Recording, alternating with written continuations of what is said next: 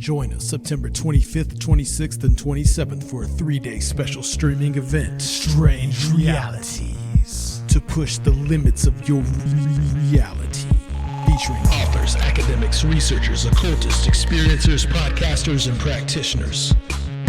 All presenting fresh cutting-edge material and research. Streaming live. Featuring presentations by Brent Raynes, editor of Alternate Perceptions magazine. Aaron Goulias, host of the Saucer Life podcast. David Metcalf, writer and researcher. Allen Greenfield, author of Secret Cipher of the UFOnauts. Stephanie Quick, writer and blogger. Red Pill Junkie, 14 researcher and explorer. Tim Banal, host of Banal of America. Guy Malone, iconoclast and troublemaker. Timothy Ritter, host of Strange Familiars. Kiki Dombrowski, author and practitioner. Greg Bishop, author of Project Beta. Jenny Ashford, host of 13 O'Clock.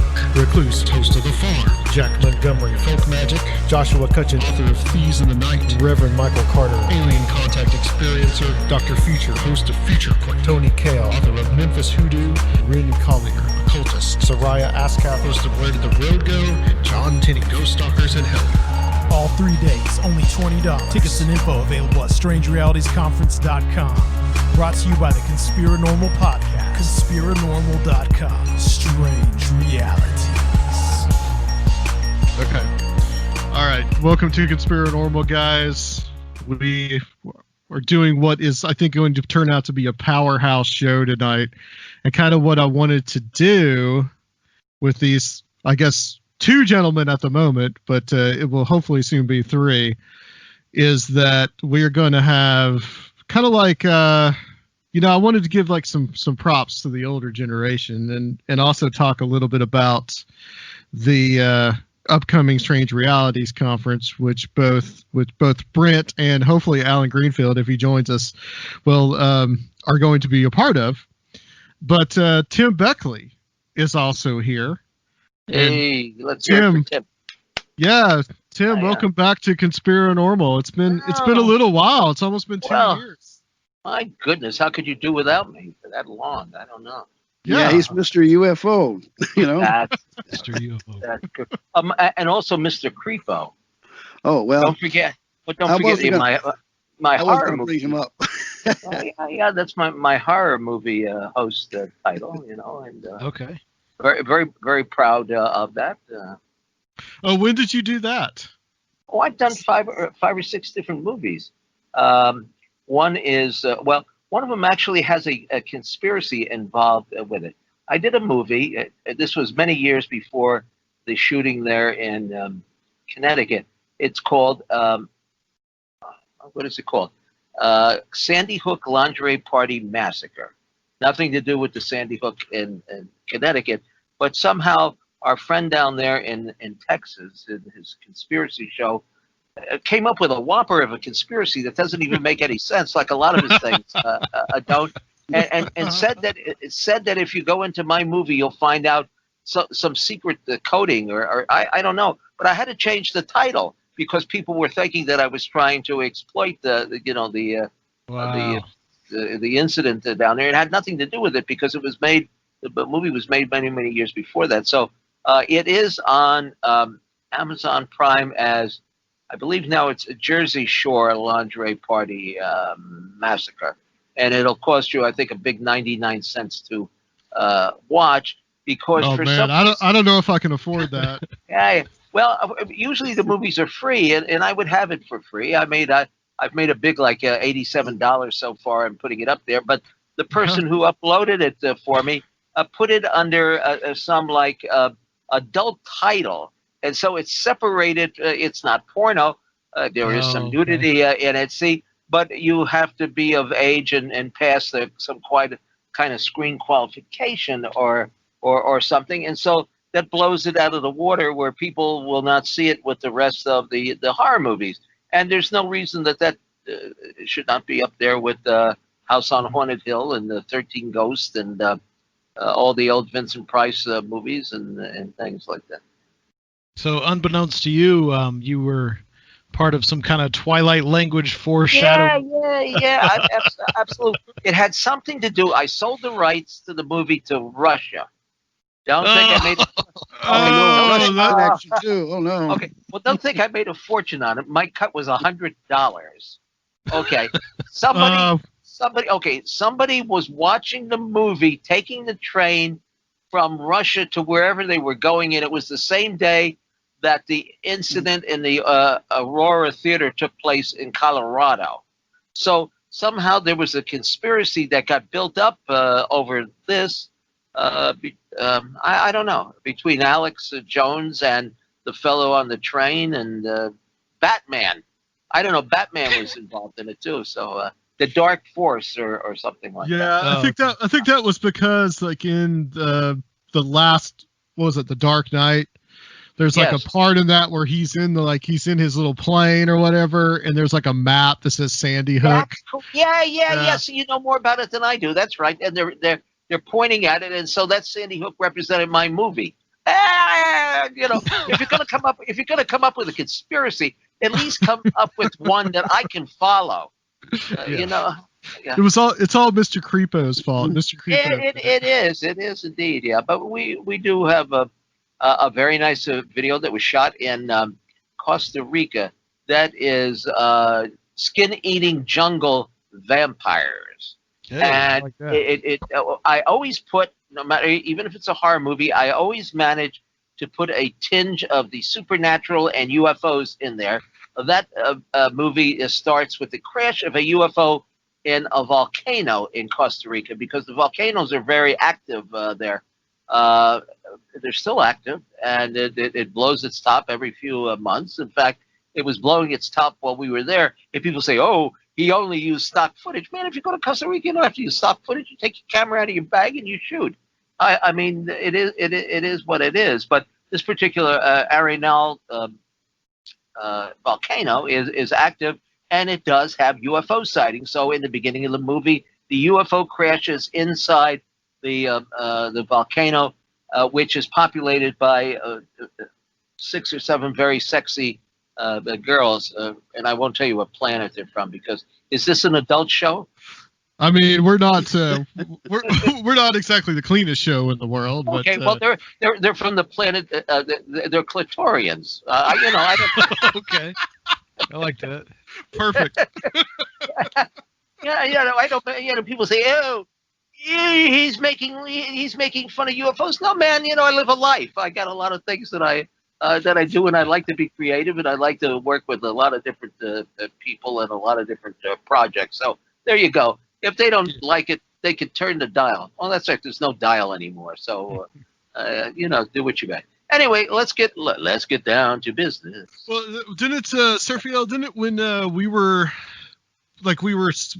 still in the studio back in the day, and over there at your place, and we were looking and we found one of Tim's magazines, right? Didn't we find one of his magazines sitting there? Yeah, your or one of the catalogs. I had a that's it. conspiracy catalog. Oh yeah, well, it's the Conspiracy Journal. You know, we still put that out. Yeah, Conspiracy Journal, Bizarre. We're up to issue number 50. I've been publishing since 1964 or 65. The first book I ever did was called Inside the Saucers, 1962, and it was well, I don't think it was mimeographed. I think it was done on a ditto machine. In fact, Rick Hilberg found the copy because I couldn't find a copy. The stencils were typed by Jerome Clark. And you know, I mean, this was the beginning of what we would call teenage ufology.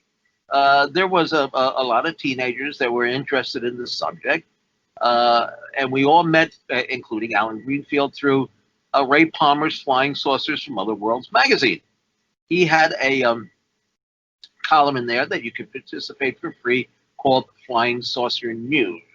And people said, you know, I'm running, my group was the Interplanetary News Service. And I was looking for members. I think membership was $2.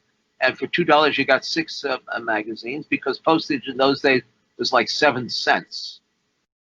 And you got your mail delivered. You didn't have to wait 3 months, you know, for your stuff to show up. And we had 1,500 members. We actually had as many members as the Area Phenomena Research Organization. Our publication was a little cruder, but we were very active, and I was known. We had over 125 publications that we exchanged with all over the world.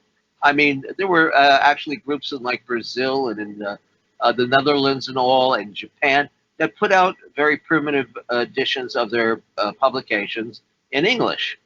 So you got to share this information. It was kind of like the internet in those days, and corresponding with people all over the world. And it was a great thing. I kind of think I enjoyed it more in those days than now, but maybe that's just because I've been doing it so long. Brent, you got started around that same time, right? Actually, I was interested back in '66 when they had the Michigan sightings, and Hynek said swamp gas, got everybody excited. And I was looking in the sky, but I didn't actually get started collecting information and becoming what I later found out was a ufologist until about January of '67 when I was all of 14 years of age. And I soon started my own mimeograph, magazine called Sauceritis. Like it was a disease, there was a. Well, you were on. I'd say you were on to something. Yes. Well, yeah, it was as I remember, it was like a psychologist that was quoted in some newspaper thing. I was digging into the old newspapers, going on microfiche in the library and such, and there was I think it was in '47 that some psychologist called it Sauceritis. So I thought, hey, that'd be a good title. Yeah. So then I tried to upgrade it. I called it the Scientific Sauceritis Review. And, I did that for, I guess about 69 until about 1971, 72. And I exchanged publications with some with Gray Bacher and also John Keel, who I started corresponding with in October '69. I had Lou Fowler was one of my first correspondents. He used to send me newspaper clippings and I tried to exchange my publication and clippings with him, but he was way ahead of me. He could bury you under all kinds of. Well, he didn't like me. We corresponded for a long time, but he didn't like me because I was friends with Gray Bacher and Jim Mosley, and he didn't like either one of them. And it's kind of guilt by association, which I've never gotten in for in this field. Just because I know somebody. And pal around with them, it doesn't necessarily mean that my heart beats to the same beat that theirs does. And so what? But he wouldn't talk. He wouldn't talk to me for years because I knew Jim Mosley. Well, a lot of people feel that way about that. That reminded me of when I was I joined Saucer Scoop as a main representative. The old Saucer Scoop, Joan Whitnore, and she was a friend, Brad Steiger, and they used to write books and articles together. And And so I let Coral Lorenzen, who was over the Aerial Phenomena Research Organization, I had joined them, and I told her, oh, I'm a member of Saucer Scoop now, by the way. And then she wrote me this letter telling me, well, because of your association with them, who I don't really approve of, you can't be a field investigator. Although they'd accept my money. And then I dropped in Washington, D.C. to visit NICAP one day, and the guy told him I was with APRO. Oh, well, we don't get along. Well, I had an incident.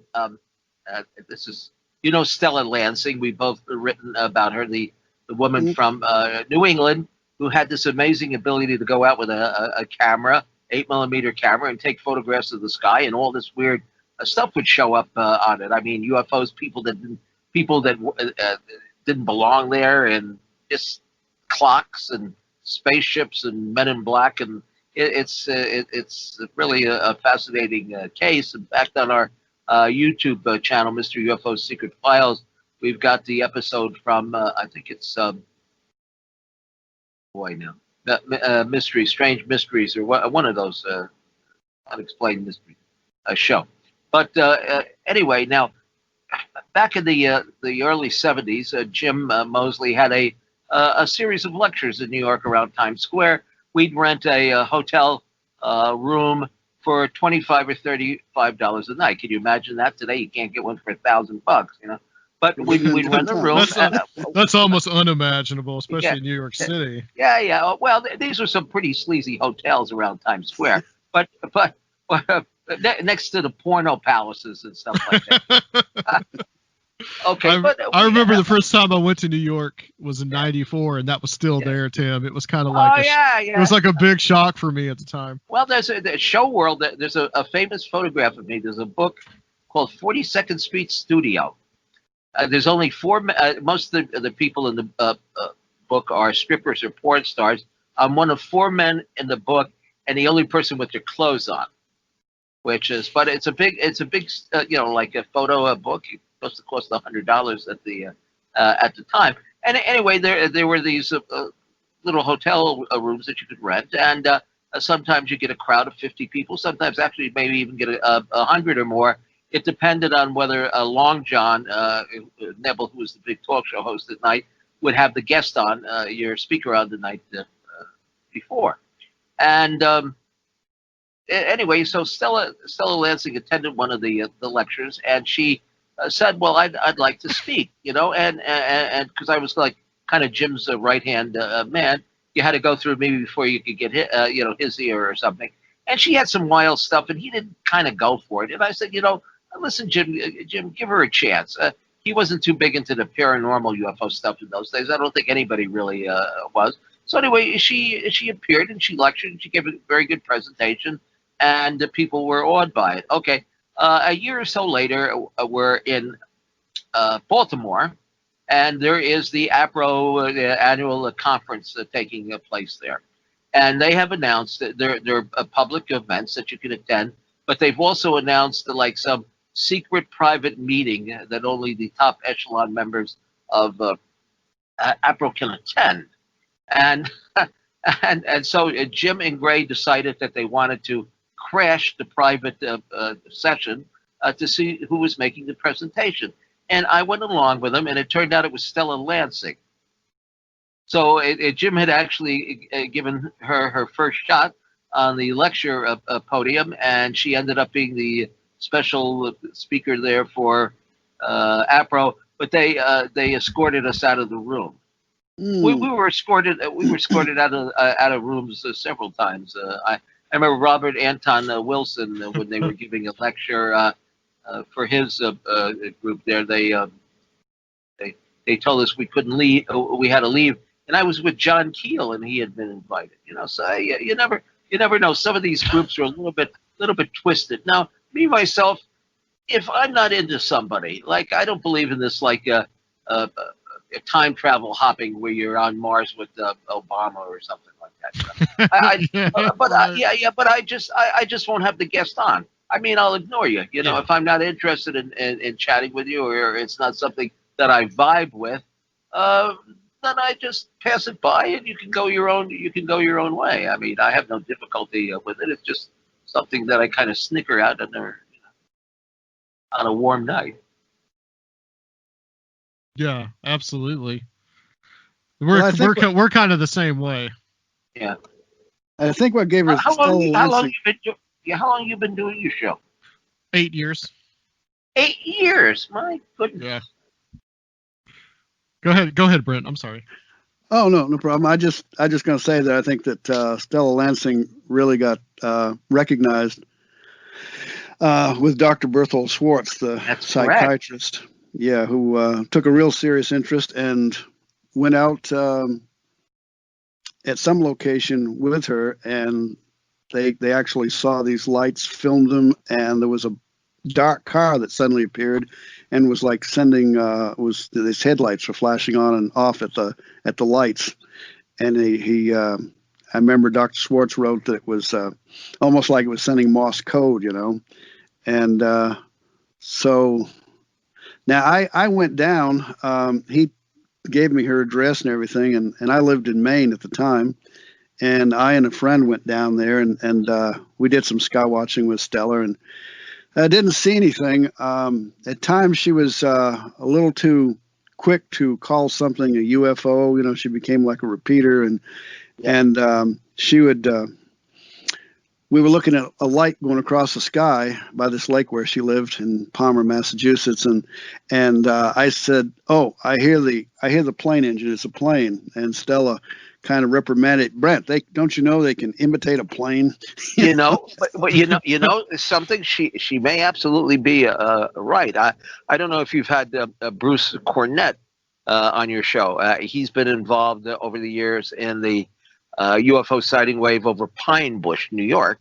Mm-hmm. Now, I'm familiar with that. I'm not familiar with him, but I am familiar with that. Well, he's the Ellen Crystal was the young lady at the time. She's since deceased. Who would go up there? She would go up there at night with her camera, and the same thing. I mean, she did a book, which we've taken some of the. I knew her fairly well. We take some of the photographs. It's in our book. In fact, UFO's Deja Vu. And she took these photographs of UFOs.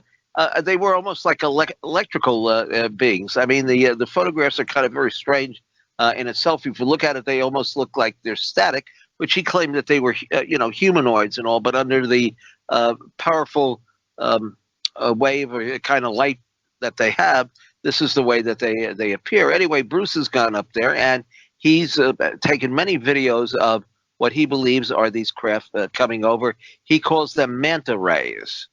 And they can camouflage themselves as regular airplanes, but they make no sound. Now, this sounds very weird and very strange, but for the UFO Deja Vu book, I started investigating cases where these objects were morphing from one shape to another. Plenty of them. Several dozen cases, including those in the St. Louis Valley there in Colorado, that Brian Chris O'Brien, yes, has investigated, and he provided the photographs to us. Very strange things going on there, and all over the United States. And most people, well, there's some good shows on TV now on the Travel Channel and all the UFOs and classified and things that are starting to get the information out. I mean, it's kind of funny in a sense that. We get our UFO news through the Travel Channel and the History Channel, and some of the stuff the quantity and quality varies, but a lot of the stuff I find it even very interesting. I mean, there's certain shows that I just tune into because I think it's got some valid information, and well, I don't know.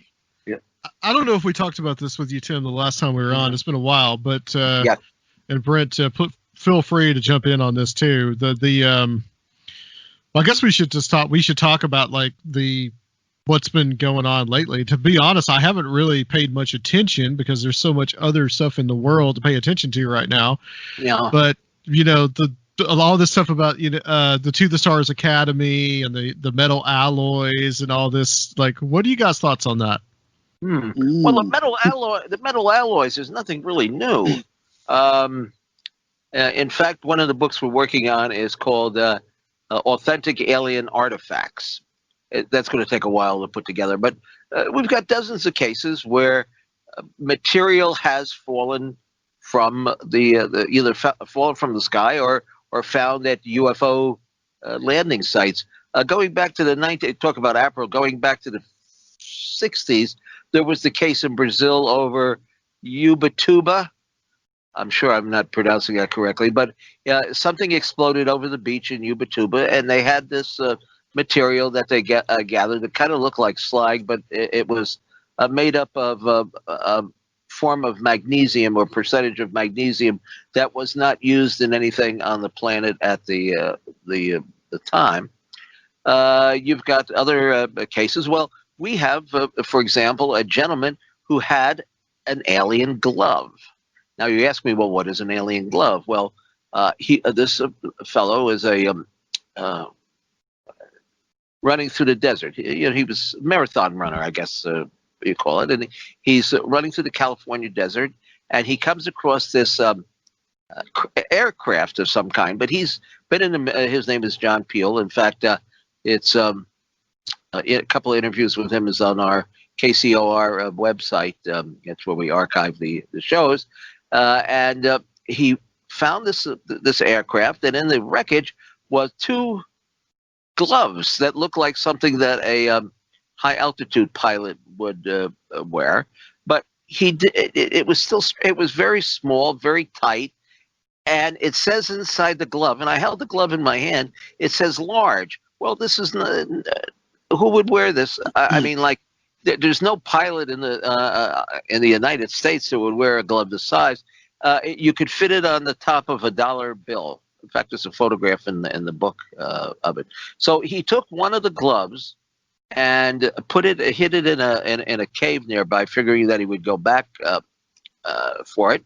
And he brought the other glove back to Florida, took it home with him, and tried to get the local interest. He sent it out for to be examined by NASA and all, and they didn't express too much interest in it. They didn't know what it was, but they didn't seem to be wanting to get involved in it.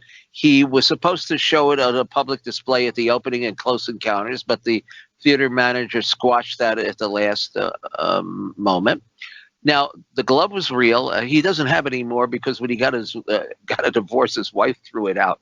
So there you go. So the most important evidence. But I offered the incident and all to Stanton Friedman and all to investigate it because they have the connections, and nobody was interested. Here's a physical object that was found under very unusual circumstances, but since it's too strange and too odd, we won't believe it. And since it comes from Tim Beckley, it must be even more suspicious. And so it was something that was never, investigated. But there are UFO artifacts all over the place. It's not something that's as rare as people might think. People have shoe boxes of these things, but you can't really get them analyzed. And if you get them analyzed, you often come up with different analysis. Well, Brent, you must know the story of Joe Symington, the fellow there in Wisconsin who got the pancake. Yeah. Oh yeah. Yeah, that was odd. Yeah. Valet had it analyzed. I remember one of his books. He dealt a lot with, like the case you were talking about with the magnesium and other cases, and he always brings up the Joe Symington pancake caper. Well, you know what happened to Joe Symington's pancake? It turned up at a public display in the cafeteria at Wright-Patterson Air Force Base. Did it really? They had a little UFO. They had a little UFO exhibit. I guess that's one of the things that they had that they. I knew it was tested. Evidence. I knew it was tested somewhere. It was tested by NICAP, and they're testing. It was incomprehensible. I don't know what the hell they tested it for, but it didn't make any sense. I think APRO got a hold of a part of it, and they didn't do too much with it either because it was a freakathon to them, And then you got, in fact, we could ask Allen Greenfield about this, but he's not here. Was the case of John Reeves down in Florida? Well, you wrote about that, Brent, I think, for one of our books, right? Remember, he went into the bushes and they gave him some kind of scroll. Yeah, that. He'd seen that humanoid being. There was he thought it was kind of robot there, and there was a flash, and he thought his picture had been taken, and then the being jumped up into a ladder, I think, went aboard a craft, took off, the regular disc. In fact, he made this huge behind his house there in Brooksville, Florida, a replica of the flying saucer. By the time I got there in '73, it had been hit by a hurricane, but it was but it was quite a bit of work, and he told about going to different planets later, that they had this weird writing on this 2 sheets of paper, and it was given to the Air Force, and then when he got it back, he claimed it wasn't the same one that he had given them.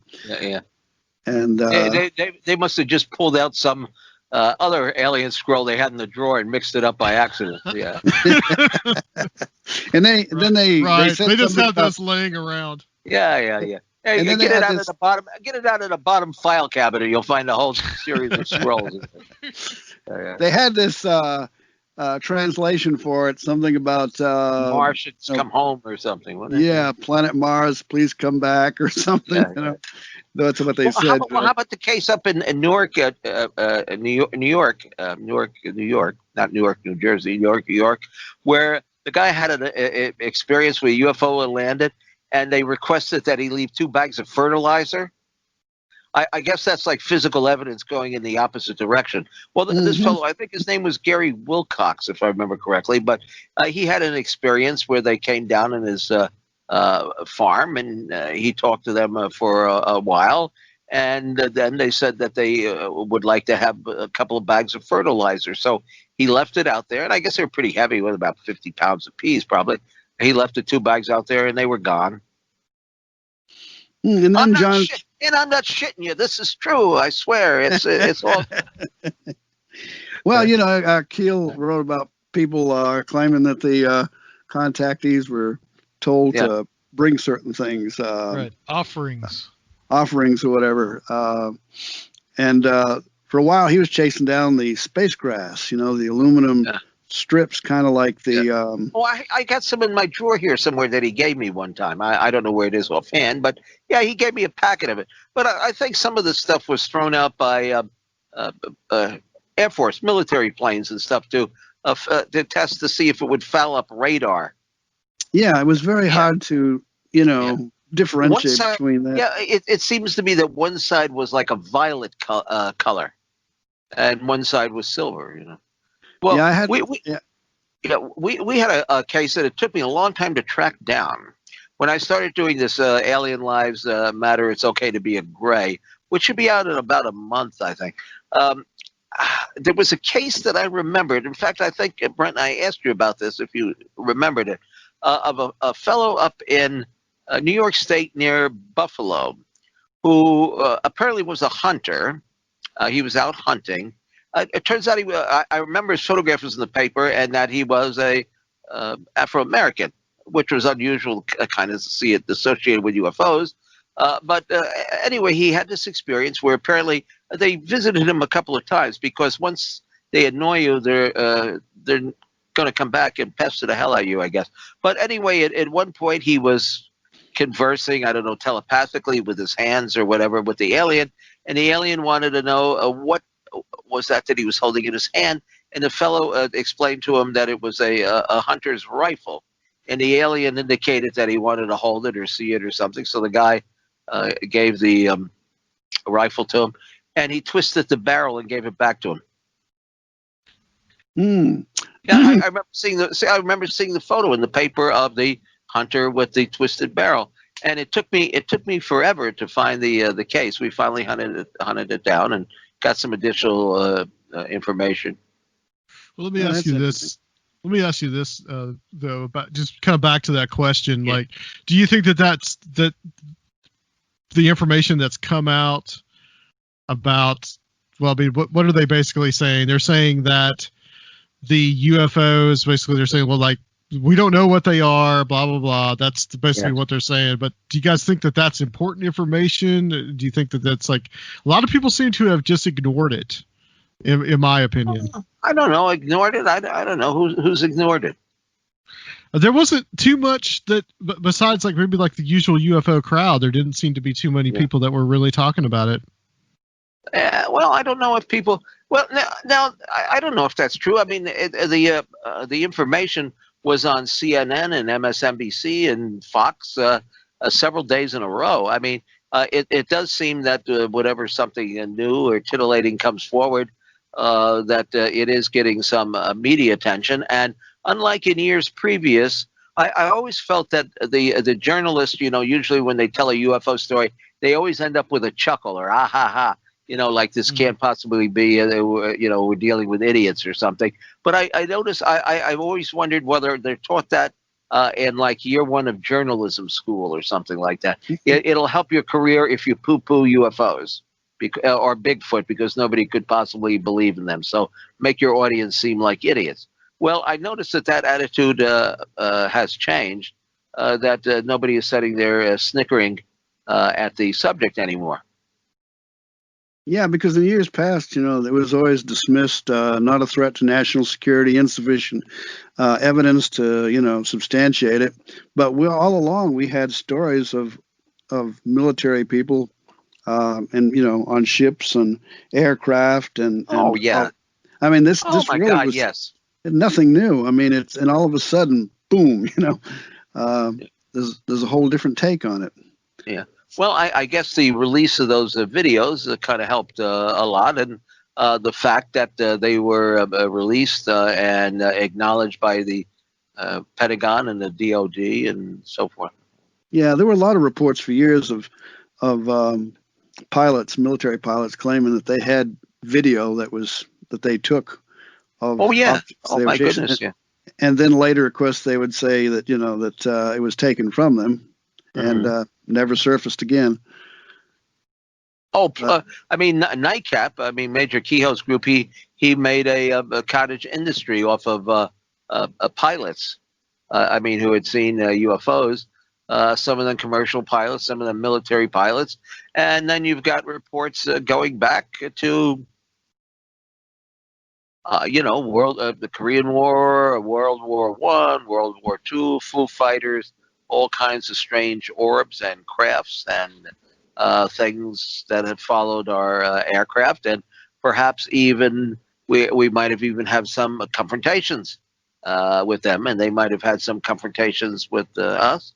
My book there, the Alien Lives That Matter, kind of points a finger at the fact that maybe we shouldn't be so hostile towards them, or perhaps it's even too late.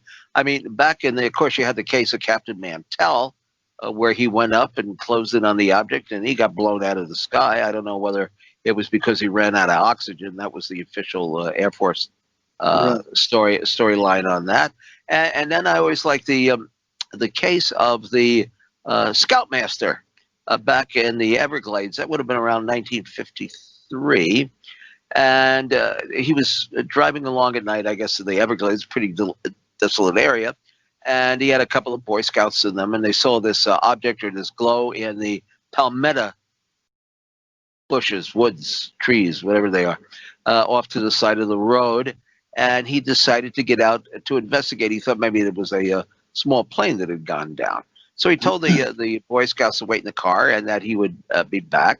Well, he went into the thicket with his machete. Bad move on his part. So he gets to where this glow is, and it turns out it's some sort of landed object. And he makes a hostile move towards it with his machete. And basically they shot back at him with some kind of ray and blew him 5 feet away, and he was unconscious for a while, and he finally made it back to the road. And by that time, I think the Boy Scouts had gotten worried, and they had gone for help, and the sheriff showed up, and his hat was all burnt, and his hair was singed, and his glove was burnt to a crisp or something like that. That's so don't go into the thicket with a machete, because you might come out with your face missing. Yeah, don't bring a machete to a spaceship fight, right? There you go. Yeah. Well, there's another case up at Falcon Lake up there in Canada that I think it was the 50th anniversary. In fact, the Canadian government made a commemorative coin. I said, geez, I'd like to get a hold of one of those for $20. Chris said, no, man, they're going for $500 now if you can find one. Whoa. Yeah, but the guy had the same thing. He approached the object, and they ended up zapping him. And there's a photo, well-known photo, of course. He's in the hospital with his shirt removed, and he's got a pattern on his chest, where they blew holes in. Yeah, kind of like a checkerboard thing. I think it was. Yeah. They thought it was exhaust from he thought he heard voices outside. And he heard voices. Yeah, he heard voices, and he got a little closer, and I guess they thought he was menacing, and they menaced him back. But yeah, he even went to the Mayo Clinic to seek help. That's correct. Yeah. And I heard that when he got to the Mayo Clinic, they said that they had someone else from, I think, California that had been to him with a similar complaint. Well, there have been various people that have been. We have a book. I hate to keep mentioning the titles, but UFO hostilities. It's called The Evil Intent of Aliens. You can find all this on Amazon, and there's a whole section in there about people who have had personal encounters and had some hideous things happen to them. Radiation burns. Of course, you have the Cash Landrum case where these helicopters seem to be acting as a security for the diamond-shaped UFO, and Yeah, the two that's one ladies of my in the that's car. one of my favorite cases. Yeah, that's a. And then they left a marking on the road, but then when they went back to find the marking, it had been covered over by new pavement, I think. Yeah. Yeah. Yeah. Three witnesses: the mother, her Yeah. mother, and the young mother's son. Yeah, he's still around. In fact, I heard him on a podcast like a couple of years ago. I mean, uh, he's he's still telling the same story. But one of the most active areas, like down in Brazil, I know Yeah. Bob Pratt wrote Oh yeah. UFO Danger Zone about his investigations of cases down there. He made 14 trips altogether, and I managed to interview him after his 14th trip and kind of get an overview. He said there's, of course, the majority of the sightings, he said, people just see a craft or a light, anomalous in nature, beings. There's no hostility, but then there's some cases where it seems like you have more in Brazil, he said, than any other place, and he'd been to a number of places. He had been a UFO reporter for the National Enquirer. Yeah. And he, but the one that he and Jacques Vallée also went down to investigate was the mouth of the Amazon, the small island, the Caleres, and they had like chupa chupa. Yeah, Chupa chupa chupa is what the natives call it. They had a blood sucking thingamajig, but what happened was that there were about 36 different people, two of whom died. They had one doctor on the island, a lady.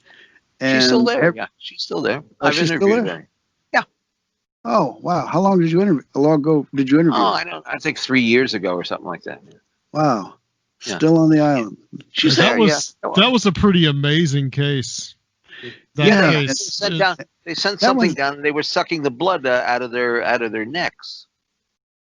Well, they had like I think on their chest they would have these places, and there'd be like blood spots, and the beam would hit them in the chest area.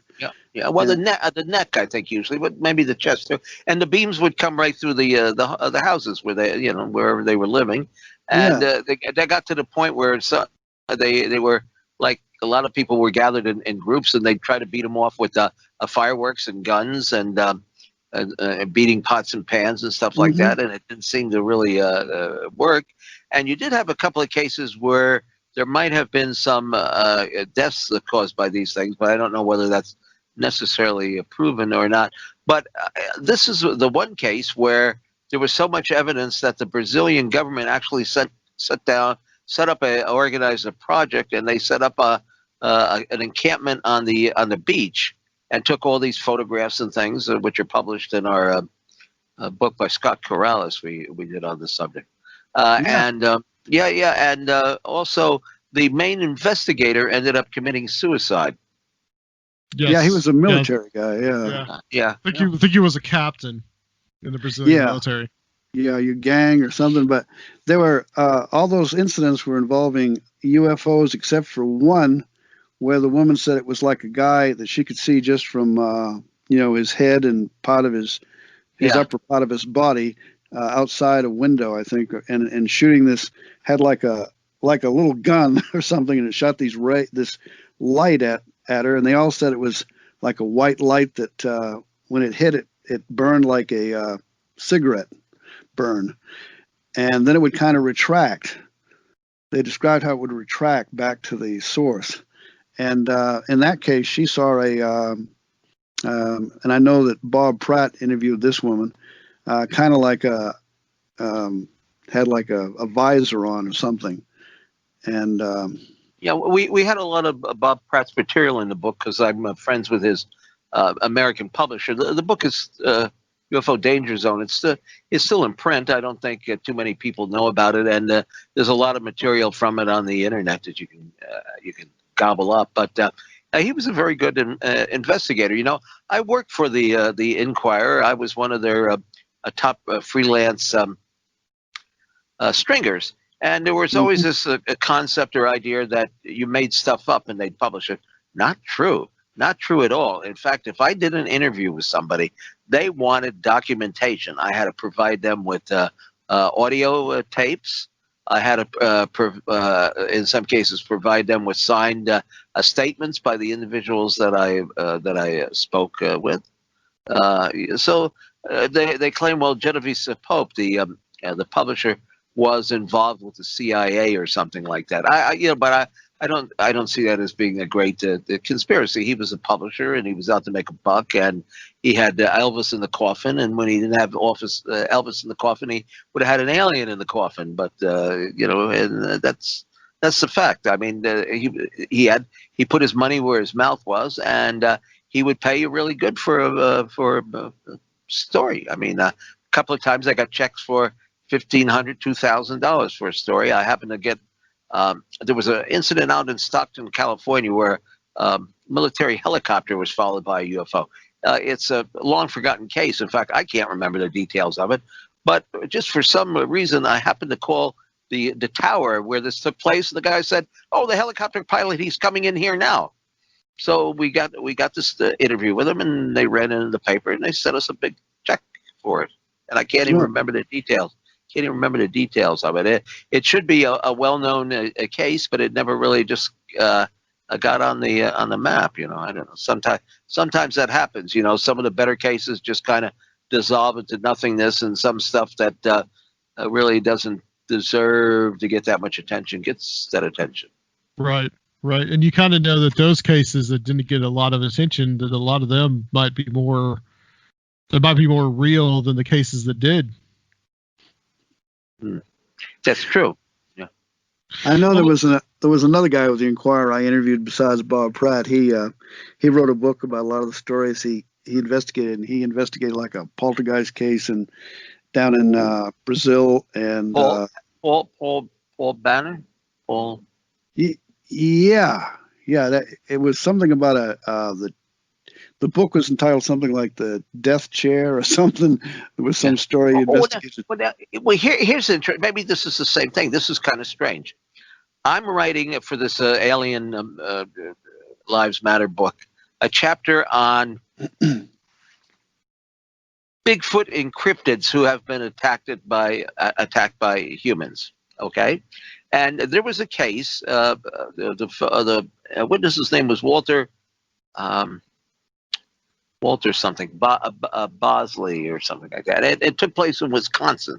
This gentleman, he was an elderly farmer, is driving his truck back home rather late at night, and there's this mist on the road, but he can see that there's some kind of light or something going on, and he keeps driving, and lo and behold, in the middle of this mist is a globe-shaped object that you can see through. It kind of reminds me from the drawing that he did of one of these Christmas artifacts, where you shake it in the snow. Mm-hmm. You can see it, and all. It's got a miniature city and all in there. Anyway, at the helm of this one-man UFO piloted, it was a Bigfoot type creature, a big hairy slug of a guy. We would assume it's a guy at the controls, looking at him, and him looking at the creature. Okay, so I tried to sell the story to the Inquirer, but they thought it was a little too far-fetched. Well, I had another paper that was kind of a secondary paper, but one I liked a little bit better out of Chicago called the National Tattler. And the Tattler didn't pay anywhere near as much as the Inquirer did, but it was a secondary source, so they always went in for stuff that was a little bit more sensationalistic, which they would make a headline out of it. Okay, so there was a fellow down there, and I hadn't talked to him maybe in 30 years, but I always got along with him, and I sold him my stuff on a regular basis. And he was even writing a book for us that we never ended up publishing. And he was fairly well known as a crime reporter. Anyway, I'm telling this story about how the Inquirer rejected the piece, but I sent it over to my friend Clifford Leindecker over at the Tattler, and he bought it right away. Well, I have not seen or heard from Clifford Leindecker in 30 years.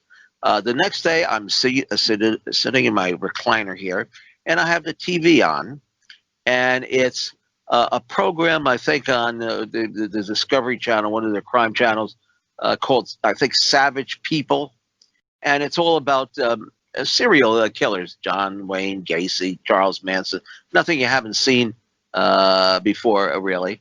And a friend of mine, April, calls up on the phone, so I'm sitting here and I turn the voice off, and I'm chatting with her, and at the same time, I'm kind of looking up at the TV every once in a while.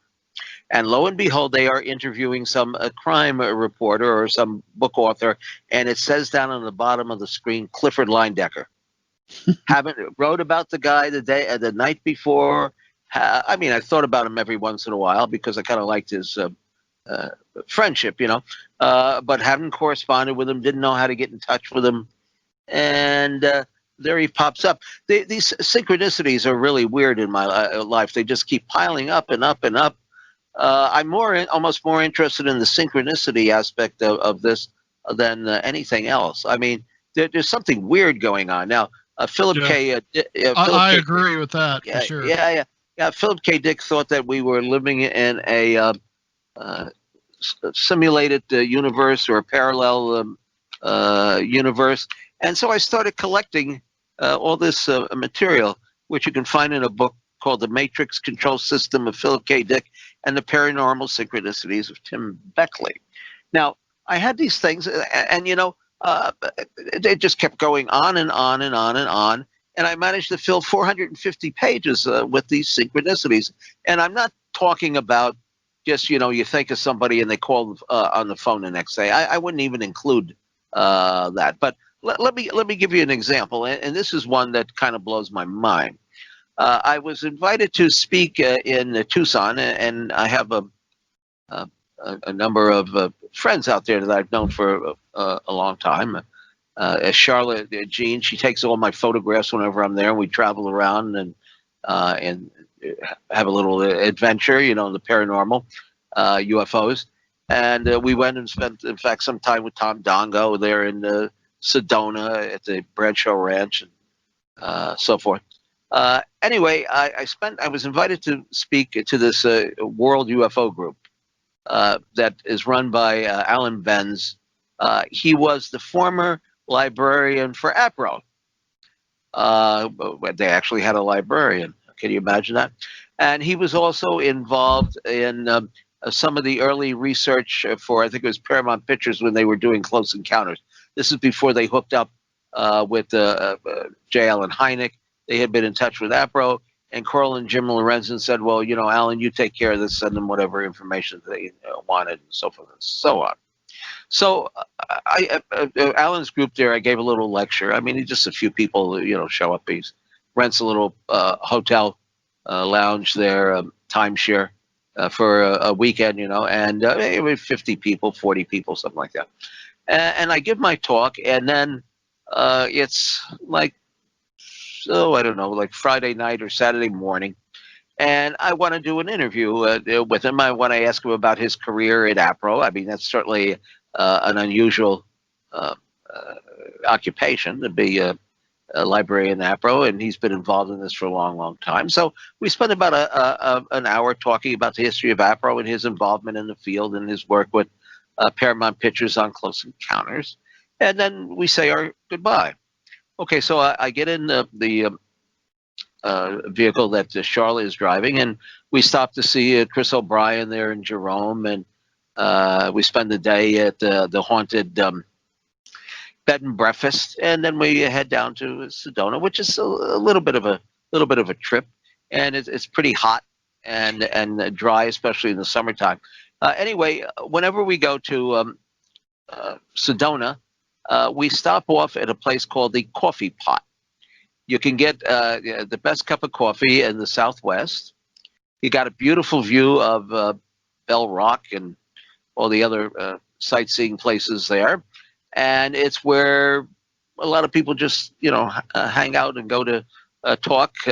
Some celebrities show up down there, and you never know what's going to happen. Anyway, so we have our brunch, get a Bloody Mary, and they have 103 omelets that you can choose from. Let me tell you, I tried once the peanut butter and cottage cheese. I don't think I'd like that. And as you go down the list of omelets, by the time you get to about number 60, they start to get really funky. I mean, like a ham and cactus or something. I mean, it just gets really weird. Okay, so we have our brunch. Now, I've had some other weird things happen there. This is on Vortex Road, right near the airport. I think there's 4 or 5 vortexes or hotspots in Sedona. Okay, so we get out into the parking lot, and we go to get into Charla's vehicle, and we notice the car next to us is pulled out. It's a catty corner parking. So we notice that the car is pulled out a little next to us, is pulled out a little bit further than it should be. So we happen to glance at it. The license plate says Afro on it. Now, first of all, nobody knew where we were going. The APRO has not existed for 25 years. I asked Alan Benz, I got back in touch with him, was anybody in the family interested enough that they would have a license plate that said APRO? No. The children hated the subject and never wanted to talk about it again. Okay, even if somebody knew that we were going there, which is an impossibility, how would they get this parking space right next to us? The parking lot is jammed full of, let's say, 60, 70 cars. How did they manage to get the space next to us? I mean, the photograph exists. If you go to my website or just type it in somewhere, there it is. I mean, the car, the license plate says APRO. How did somebody know this? There's got to be some rule or rhyme or reason to this. Right. Recently, I mentioned the Clifford Linedecker thing from about a week ago. I'm on my way to Atlantic City in a Greyhound bus, which I don't suggest anybody do. But we go down there. I usually go down there with my friend Maria DeAndrea, who is our in-house psychic and author of a lot of our occult books. Neither one of us gamble. We don't even take the $25 coupon that they give us in the slot machine because we know we're just going to lose it in 2 minutes. So you got to walk across the casino floor to get it validated. It's not worth the effort. You used to be able to turn it in for lunch, but they won't even let you do that now. And the coupon doesn't even work. It's a waste of time. Okay, so anyway, we're on the bus, and just before we get to the hotel, which is the Tropicana, we pass a lot of Dunkin' Donuts, McDonald's. We're going down the side streets. There's a bed and breakfast there and a bar.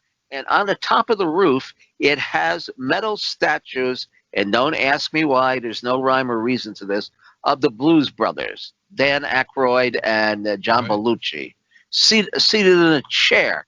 No reason at all, has nothing to do with there is a Blues Brothers club down there, but I've never seen it open. It's on the other end of the boardwalk, has nothing to do with this bed and breakfast, but it's up there.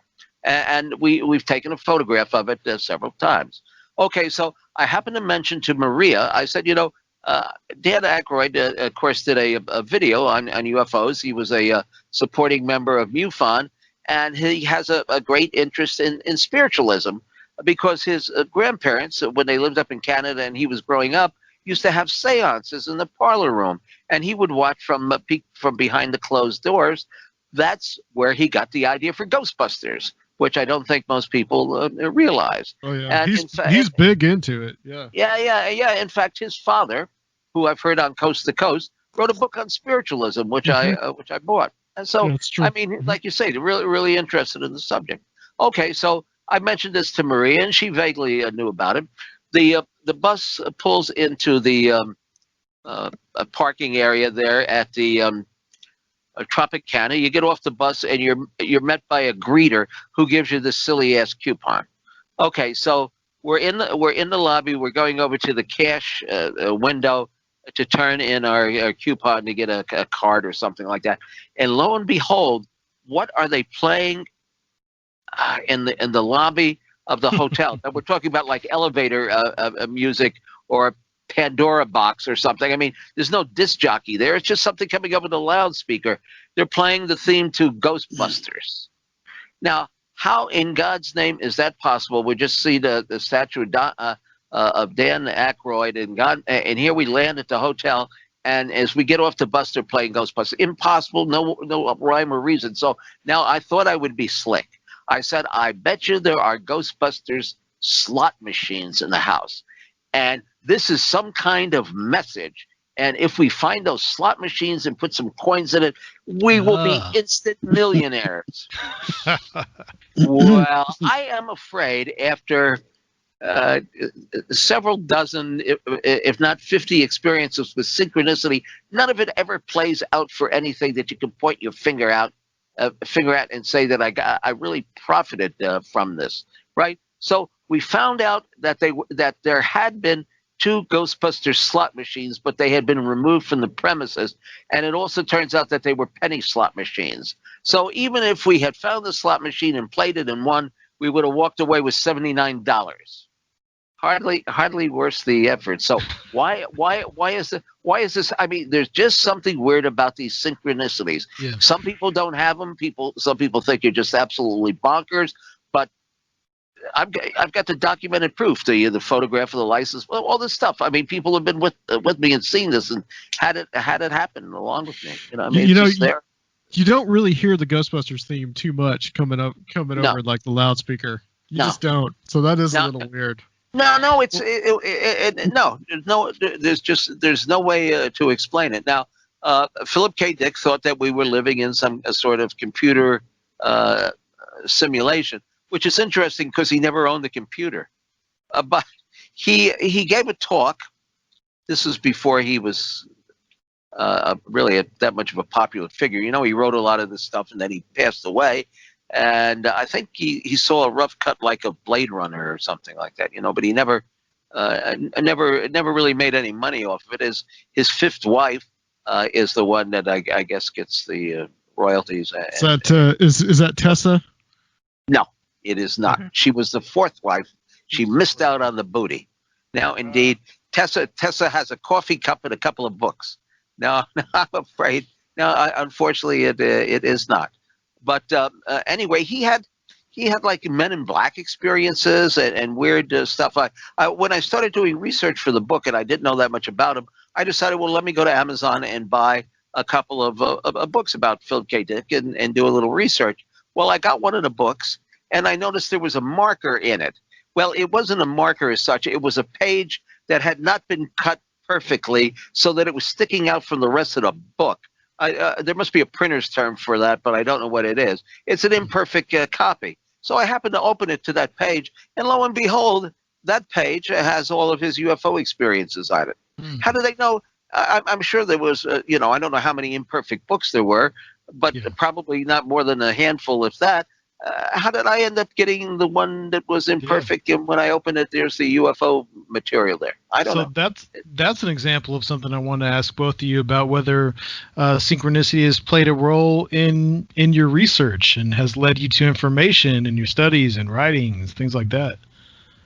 I can't say that it. I'd have to think about that and review some of the. All the stuff in the book. I can't say now. You know who wrote a book on UFOs and synchronicity that plays more into this is Raymond Fowler, who was the first to bring the Betty Andreasson case to the public, and also the Kingman, Arizona UFO crash and a lot of other different episodes. But he wrote a book on. Yeah, he wrote a book on UFO synchronicities. Which is which is a little bit more UFO kind of oriented in the sense of doing research. You know, finding people's names in phone books or something, and then you find out that you're actually sitting across the street from where they are. It's all just weird. But now, John C. Lilly, who was a rather famous scientist. He wrote several books. Eye of the Cyclone, I think, was where he started communicating with dolphins while he was on Special K, which I would Echo and Solid State. I think that's which I would not recommend that anybody take. I tried it once, and it was like you couldn't get out of it. It was very, very strange. I'm not much of a drug taker, but this was like being lost in a tunnel somewhere. And, not a good experience. No. I can't see why anybody. Maybe if there was a dolphin to talk to, but there wasn't. Right. So I can't say that I got much out of it. But I remember the young lady I was with. We were in a pool in Miami. Some firemen gave it to us, believe it or not, and it looked like everybody was doing a swan dance or something like that. Out of one of the old Esther Williams movies or something like that. It's very, very, very strange. But I don't. But anyway, he claimed that while he was doing this special K. That he was communicating with the aliens, and he believed that there was a synchronicity control board that people Echo. are, that people are, somebody is up there and actually formulating our synchronicities. Now, I don't know. I find that kind of strange where they would say, "Oh, let's spend hours and hours and hours with Tim Beckley because he's going to write a book on the subject and go on a few obscure podcasts." Let's make sure he hears Ghostbusters. Yeah, or sees the Apple license plate. He'll get a big kick out of that. So there's no real rhyme or reason to it. So now I've come to the conclusion. Okay, several things. There could be somebody up there controlling this, but that doesn't seem very likely. It could have been something that was put on a self-program 100,000 million years ago. And maybe every once in a while, whoever set up the program comes back to check it out. Or maybe once in a while, the kids get out of school early and they go and they fool around and mess you over. I don't know. There's several explanations you could have for this. Or it's totally random. It's the universe messing with you. Yeah, maybe it's revealing some kind of like glitch in the fabric of the universe. How? Yeah, it is. Something or to do with the quantum reality or something. I guess you could say, to me, that would be the closest to proof that there is a God. I mean, if you want to see it in a spiritual context, but just like the real God, I mean, some of the things that he does or has done, if it's a he, are faulty. Brent, what about you and the role of strange experiences and synchronicities in your research? I know we've definitely talked about some experiences you've had that have led you down different paths, but have you found synchronicity as playing a role in getting you to information or in your research projects? I have from time to time. I always remember Harold Sherman, who I know Tim knows. He was a well-known writer on the subject of psychic phenomena, and he had this ESP Research Associates that he founded and directed out in Little Rock, Arkansas, back in the 60s and I guess early 80s and 70s. And he's no longer with us, and I think he's kind of a forgotten figure in the paranormal field. But he always had an expression, like attracts like, in the realm of mind, and he would always emphasize, like visualizing what you want in your life and having a focus. So, I've been obsessed with UFOs for years. So I had my focus a lot on, finding interesting people to talk to and interact with and cases. And there were times that I just felt like it must have short circuited, because my life was taking me in an entirely different direction. And then suddenly I would find that instead of being, in the wrong direction, unbeknownst to me, that where I was going in my life, like when I, got drafted in the military in 1972, and I went into the Navy, that I ended up at a base right where one of my early correspondents was, who was very heavy into the UFO subject, had a close-range UFO encounter, had experiences with various entities, poltergeist outbreak, and was involved in a variety of cases, and also introduced me to Dr. Berthold Schwartz, who was a friend of John Keel, a psychiatrist, and actually Keel got him interested in the UFO thing. He was before that interested in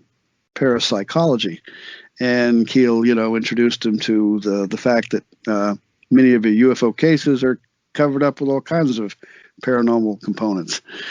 And and then when I, in the summer of '75, I spent just about the entire summer on the road from Maine to Florida investigating UFOs. I just got out of active duty, and I've been saving up money, and this is what I wanted to do, what John Keel did, travel around the country. So anyway, and that's in fact how I ended up here in Tennessee. But I had spent a lot of time. I would go up to near Akron, Ohio, Cuyahoga Falls, to meet a Madeline Teagle, who at her home, people would gather on the weekends, and many of them were contactees or psychics, and they would have sky watches and meditation groups. It was a great place to go and meet and interview people. And Madeline herself was a contactee, and so there were all these stories. And the guy that had put me on to her lived in Ohio, and he had sent me copies of a lot of her writings prior to finding out about her and going there. Well, it just so happened that a few years down the road, after I got married, and I'm taking my family up to Maine, and we stop in to see Madeline, and just out of the blue, and then suddenly the guy who had sent me all this information about her, she hadn't seen him in years, he suddenly shows up just to see how she's doing. Wow. I mean, what are the odds? But it was just kind of neat that I finally got to kind of meet him. We had a nice correspondence, and he had, I think he got interested in UFOs when he was in the Army over in Germany, and he and his wife saw a UFO, and then they returned to their home, and it had followed their car, and then he had all this poltergeist activity, and it went on for months, and then right toward the final climax of the thing was when his wife had seen the entity standing by the bed, and they moved out soon after that. But yeah, there's been times, and some of it kind of like bordered on intuition or something. I remember one time, I think this was in 1968, and I was sitting by a window looking off at the house, my parents' house, looking off toward the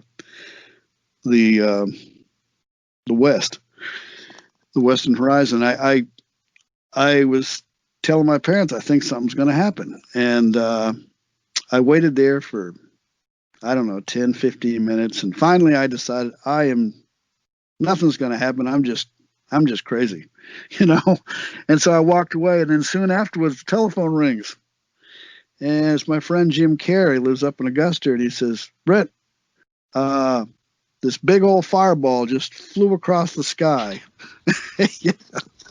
in the west," and it was seen from all different states. So I guess it was meteor entering the atmosphere or something, but I understand it was quite spectacular. It was in the paper the next morning, and I just had this feeling, Wow. And so I don't know. And I remember one time I was reading about psychometry, and I was visiting this family where they'd seen Bigfoot, and they lived way out in the country, very isolated. The Bigfoot, ghosts, and UFOs. And so I was visiting there, and we were trying different psychic experiments. I'd read this thing on psychometry, and I thought, well, I'm just going to make a prediction here. We're going to go out here at 11:15. We're going to face off out into this field, and we're going to look off whatever direction it was, and there's going to be a UFO. And so two people went with me, and we get out there, and it wasn't really what I want to see one of those disc-shaped objects come down and I can kick the landing gear or something, But what we did see was a unusual column of light coming up from behind the trees. And, a beam of light, regular beams I see, somebody turns the light beam on, and there was a low cloud cover that goes right to its destination. This just slowly rose up, stopped, then rose a little more, stopped. It had kind of a fluctuation to it. Finally, it reached up to after several minutes, I believe, it seemed like a pretty good length of time. It touched the clouds, and then it slowly retracted back, stopped, and then, retracted a little ways.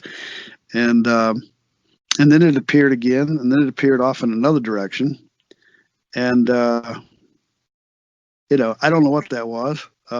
Maybe I may embarrass myself finding out, oh, that's a normal meteorological event, but it was something below this low cloud cover, because shortly after that, I think it started raining.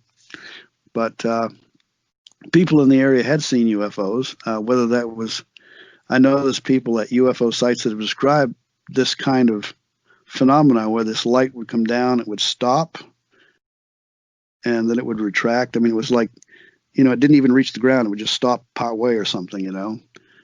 And I really hadn't considered that until observing that. That was something I had predicted. And at that time, I was playing with the psychometry. I actually met this man and woman, and you know, they had heard I'd been doing this psychometry and having pretty good success. And then so they wanted me to try it. And I said, well, I started telling this woman that she had seen a UFO about 2 years before. It was a light. It was going along, and it dipped down, and it went up, and it proceeded on again on a horizontal course. No, it didn't ring a bell with her. And then the guy that was with us says, yes, you did. Don't you remember? And started refreshing her memory. And she says, oh, I forgot. That was a UFO, I guess. I never did know what it was. Anyway, it turned out she said it was like what I had described. She had just kind of forgotten it. Whether that was just luck or whatever, I don't know. Right. But yeah, I've been aware of. I even tried to deny it to one of these people one time, you know, that lived out by there, this camp, you know, where they were seeing these things. And he was visiting at my house, and he said, you know, I don't know. He said something about this one woman said that if an outrageous statement like, if you said you were Jesus Christ, she might actually believe you, Brent. And because I had been so accurate with some of the readings, and I said, no, I can't just do something like this. And I pointed my hand, a finger out, you know, across the horizon. And in the very direction I pointed my finger at, there was this explosion of light.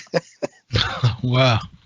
And so we got in the car, we drove over to where this was, and we're going up a hill, and a big tree limb fell and went down through these power lines.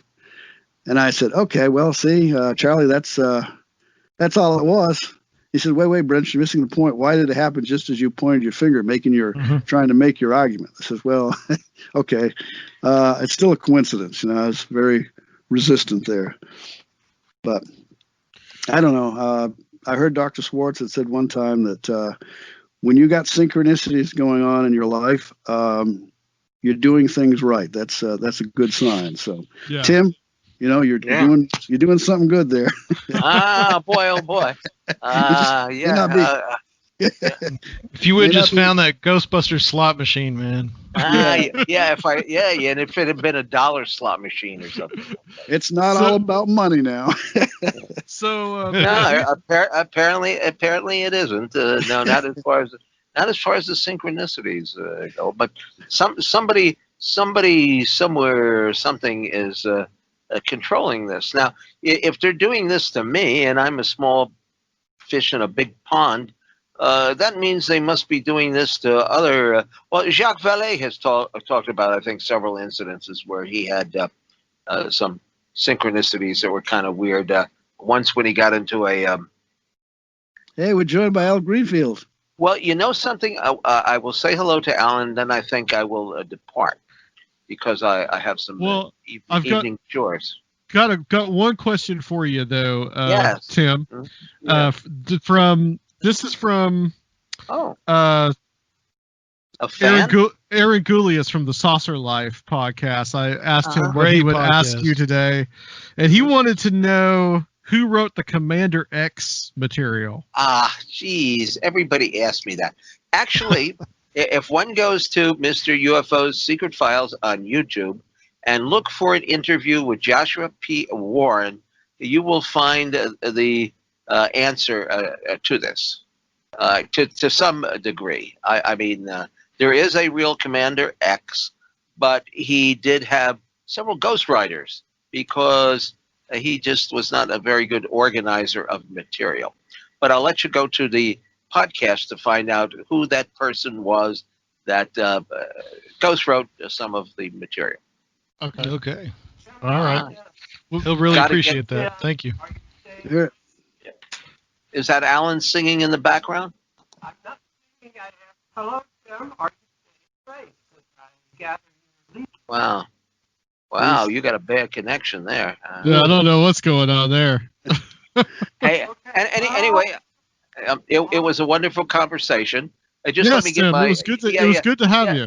Yeah. I'd like to do it again. I have no problem with that. Let me just give my information out here. Absolutely, if you would like please. a free subscription to the Conspiracy Journal, just go to conspiracyjournal.com. Mr. UFO's Secret Files is on YouTube. That's our YouTube channel. And then we have Exploring the Bizarre, which is broadcast live every Thursday night at KCOR Radio. Drop me an email, mrufo8@hotmail.com, and I'll fill your mailbox up with more stuff than you could possibly imagine. And hello and goodbye, Brent and Alan. Sorry I missed you, but I'm sure you'll have no problem taking over where I left off. Carry on, gentlemen. Bye-bye. Thank you, Take sir. care, Tim. Thank you so much. You're Thanks. welcome. See you later, Tim. My pleasure. Bye-bye.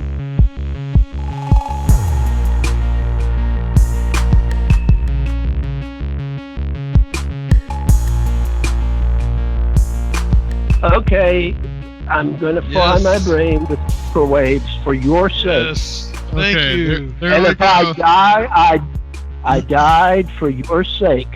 But I Thank was you, Alan. reborn in 3 days. Yeah, I'm a hell of a guy. We appreciate you. Okay, so we're Why? back. It was 3 days of darkness, wasn't it? No, 40 days and 40 nights of rain and COVID virus lapping up from the ocean to grab that white bird, and Noah said, shit, I'm going to another planet. The end. Alan, the book of Alan, verse 4, 3 through 7, complete. So where do we want to? Are Where do we- we want to take this, guys? Sergio, you were talking about maybe having Brent talk a little bit, ask about the cipher. Yeah, Brent said he has just freshly been digging into complete secret cipher. Just wondering what his take it was, and if he wanted to ask you anything. Yeah, I'm already up to page 40.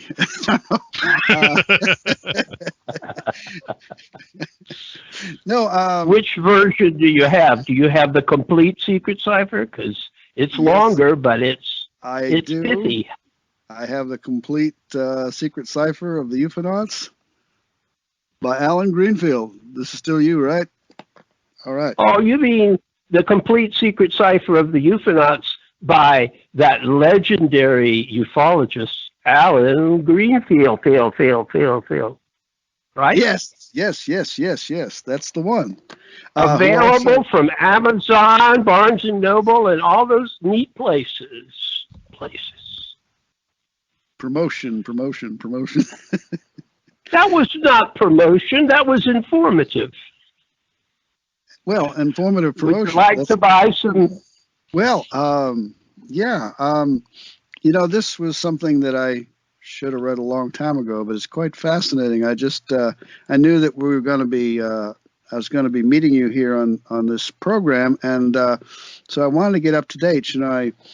I've got your Saucers and Sorcerers, an autographed copy, and I've read Wow. your notebook in the past and stuff, and I'm a little bit I need to update, so so Yeah, because that was my one and only self-published book, Saucers and Sorcerers, and that wasn't really about UFOs so much as it was about ufologists. I mean, which may be the only book on that subject ever written, but it's a very flawed thing because I was a kid.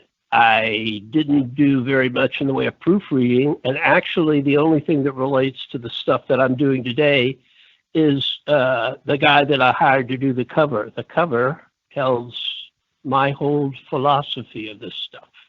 If you look at the picture. yeah, like let's see, like a flying saucer coming out of starts out as a flower, and it grows into a flying saucer with an alien at the controls. Yes, it morphs according to the viewer. How do you know that it's not the opposite? A flying saucer morphing into a flower. It depends on don't- whether you look up or down. Yes, it does. That's the point. So, did I pass the test? I was looking up. Yes, You did a test that it sold 100 copies, and I got into a fight with Jerome Clark when I tried to give a talk in Chicago, and they invited me and put me in a side room, a little side room. And of course, people were listening to Kenneth Arnold or whoever the speaker at the time. So I had like 7 people in the audience, but one of them was Jerome Clark. So I used my talk not to talk about the saucers and sorcerers, but about being put in that side room by the editors of Fate magazine, of whom he was one at the time, may still be, I don't know. And we got into it. Boy, we really, really got into it. Everything but a fist fight. I'm sure he remembers it. Yeah, I mean, I felt dissed. You know, I went to Chicago, not that that's a big deal. And, you know, I was hanging out with my friends and feeling like a somebody. And in those days, I was only marginally a somebody. But I did feel very dissed. And then after it, when everyone had left, a guy walked into the room with a copy of Saucers and Sorcerers. I don't know whether he got it at the convention or not. And he said, will you autograph this? And I said, sure. After all, it was my second autograph. The first was to my mother, her copy, which I now have. I inherited back, unread, I'm pretty sure. And he said, thank you very much. This book changed my life. And that made it for me. That is, you know, that's the highest praise that one can get for that book, which sold for $1. Yeah, I was And just if you looking at find the cover. The $1. That not too many at that price anymore. Was that you, Brent? No, Well, you know, that was $1 U.S. money, which was worth something back then in the 70s. Yes, it was. And I know that you wrote about Aleister Crowley in here, being a pioneer of the modern magical movement in that book, Saucers and Sorcerers, and the small beings he saw back in 1896 over in the Swiss Alps there, and the Great Mother archetype. You mentioned about Fatima in 1917, or Fatima, however pronounced. Well, it's Aleister Crowley, and the town is called Fatima, but it's named after, it was during the Moorish occupation of Spain, and it was named after Fatima in Arabic, the daughter of Muhammad, upon whom be peace. Peace, yeah. Whatever. And in your latest book, The Complete Secret Cipher of the UFOnauts. Now, you reveal that, you know, what Aleister Crowley was talking about, his contact with, and you may have to help me with the pronunciation, Aiwass, and what other people, it was kind of like the modern MIB figure, or in ufology. I remember. Well, it was 1904, and I don't know if it was modern, but, you know, I mean, that's over 100 years ago, well over 100 years ago. But it certainly was part of, the way I see it, it was part of that whole corpus stretching way back to the oracles of ancient times, all the way up to contemporary things like the raw material or the Seth material or transmediumship. I think they're all part and parcel of the same thing. And so did Crowley, interestingly enough. You rarely see his cover sheet for his handwritten original. But at the time, he said the book was a good case of automatic writing. Later, he made it into, you know, his sacred holy books, and his followers consider it to be their Bible or their equivalent of a Bible. I will go with his first impression on that. And then, of course, he had. I think Aiwass was a being, a secret chief, and that is the extent of it. I mean, it's contemporary with Newborough's Ohospi and what was the other one? The Urania book. Those were dictated in the same manner. And then there was the lamb, the large-headed being that was a lot of people have compared to the abducting greys of today. I think a lot of the things that existed as pictures or paintings or weird tales type stories or early science fiction with the lurid covers on the magazines, I think they, whatever the stimulus for UFO cases, and I believe all cryptid cases as well, in fact, are molding themselves according to our pre-existing impressions. So Crowley drew what he took to be lamb, which I assume is taken from the term llama, and subsequently the gray cases, as we know them now, came into being, or we recognize them as a subgenre of UFO abduction, landing, contactee, whatever you want to call them cases. They're all part and parcel of the same thing, in my opinion. Alan, you were first interested in UFOs, right? Before the occult, is that right? No, it coincided. It's very interesting and a bit Freudian, but when I was a pubescent boy, in 1960, the only reason I remember is because round number, that's the year that I moved from grammar school to high school, and that was the year I joined the science fiction book club, and I became an active science fiction fan until it got too big for me. And ufology, I happened to see an article about NICAP, may it rest in pieces, and joined them. And then I also joined the Mystic Arts Book Society, which basically was University Books' occult outlet. And their occult outlet was basically anything that wasn't nailed down by copyright, they published it. So by the time I became active in the so-called teen ufology movement, which was me and Gene Steinberg and Tim Beckley and a few other people. So, it was a handful of people around the country because the subject was not as reputable as it became subsequently over a period of decades. I like to think we had a little bit to do with that. Anyway, so we have this sort of little circle of people back then, and those people who were interested in ufology, mostly through Ray Palmer's Flying Saucer magazine, because they had a free ad section, and we all availed ourselves of that. So we became the teen ufology movement, whatever that may be. I doubt that it was more than 50 people nationwide, but or worldwide probably at that point. But some of us stayed active and are still active. Dave Halpern is putting out really, really, really good material now.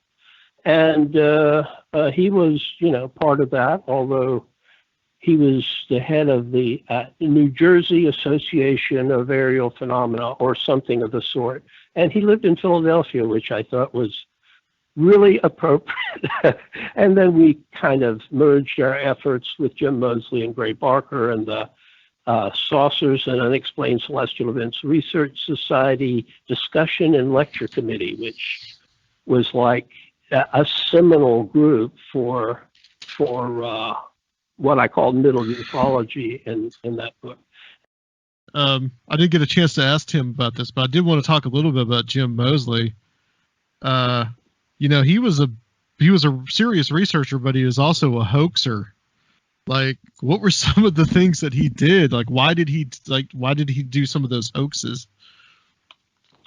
I don't think they were primarily his thing. I think they were primarily his buddy Gray Barker's, and Gray had his reasons for doing that sort of thing. And I'll tell you, first of all, let me qualify by saying my experience has been there's no such thing as a hoax. Reality is sufficiently malleable that if something starts out being intended as a hoax, it morphs like the flower and the saucer. It morphs into something real. I'll give you a specific example, and it does involve Jim Mosley. And maybe this answers your question as well.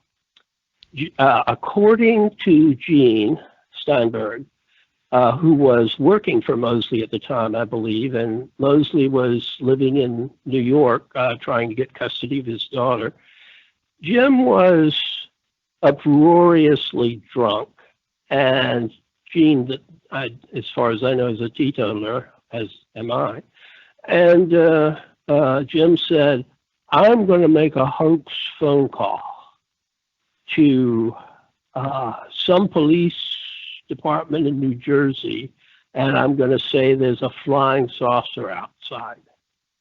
And he picked, basically just stuck a pin in a map, and called the Wanacue, New Jersey Police Department and said, there are flying saucers hovering over your reservoir, and hung up. And since he was subject to kind of blackouts, I don't think he even remembered it.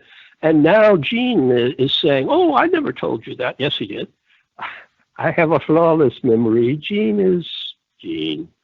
But sure enough, for those of us who know, and I'm sure you do, and for any listeners, there was a genuine flap around the Wanacue, New Jersey reservoir at the time. I didn't know about the thing with Mosley until many, many years later when Gene told me about it. And then I thought, yeah, that's one of the examples. If you say there's a green monster outside and it's hovering outside my window, and I live on the third floor, so it must have been a tall monster, there will be sightings of tall monsters. And you can do one of two things. You can say, oh, it's all power of suggestion, or you can say reality is malleable and people are going to see things from dimensions beyond our own if they tune into them.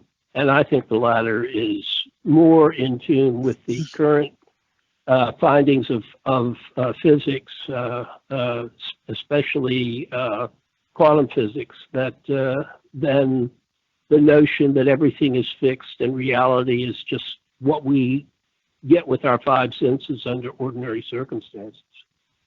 That's my theme.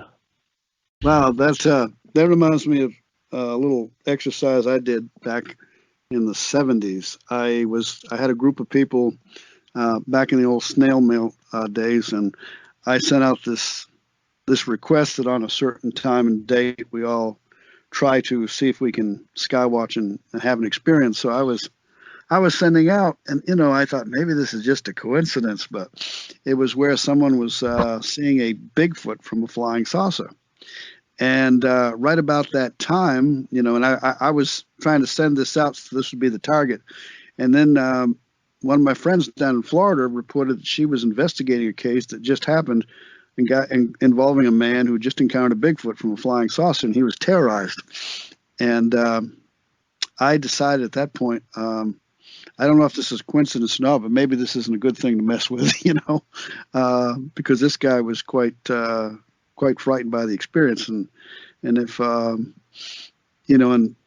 and this person who was investigating the case was actually on my mailing list. So I thought maybe, I don't know. But I remember being at a conference in Ohio, Northern Ohio, in 76 or 77. You were there. Gene Steinberg was there. And I remember, he told the audience about that story that you just told. And a few years ago, I wrote you to kind of recap that because I remembered as him being the one that told that story to the audience about the Wanakee Reservoir in New Jersey. And I know a lot of ufologists got very involved in that case. Remember communicating with August Roberts, who had a picture of the reservoirs. I remember where there was like some kind of light under the ice or something. He said. Well, Augie was part of Mosley's, what we call them, gang, whatever. So, I would. Most of the witnesses were people who had nothing to do with ufology, including the local cops who had been, the quote victims of a hoax phone call, but nevertheless, by the time they got to the reservoir, the manifestations were there. And by the way, what you did in the way of a skywatch in the late '60s, I'm not trying to top you. I mean, this is not something I even recall ever mentioning anywhere, but in those days, you could take out a classified ad in the Atlanta newspaper, the Atlanta Journal-Constitution, for 10 cents a word or something like that. So I took out an ad.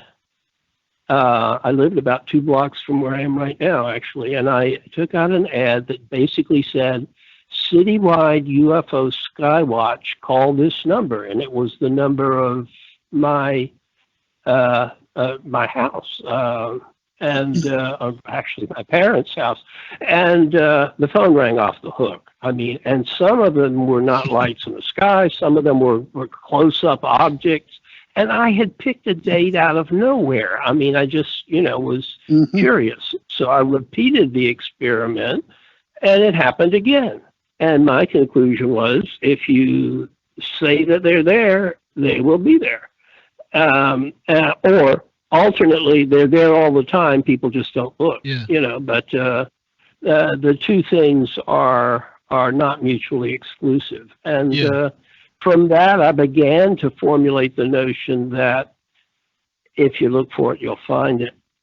Maybe you won't like what you find, but you'll find it. I recall your thing about, was that in the Brooksville area, that shaggy person? Well, I hate the term Bigfoot.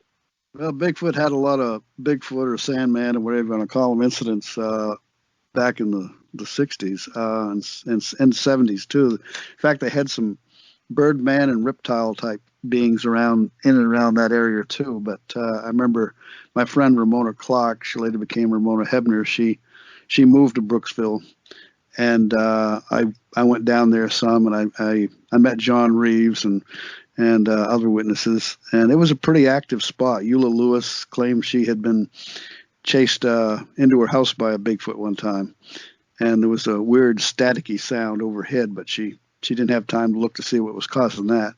But she had seen UFOs in the past and thought maybe that's what it was. But that was a very active spot. I don't know if anything still goes on down there or not. And it is honeycombed with sinkholes and caves. And I originally went there to meet John Reeves, and I was, how shall I put it? I was still a member of NICAP. So I was somewhat skeptical of a close encounter case like him. But I went with the late Joan O'Connell, nay Reitner, nay something else, and her husband of that time, Ron Reitner, who was a photographer, or is, and they had been there numerous times, and they took me around to some people that were type 2 witnesses.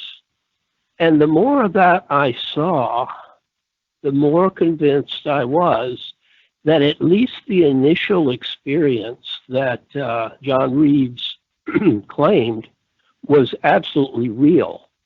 But in that experience, at some point, he thinks that the little robot being takes a picture of him.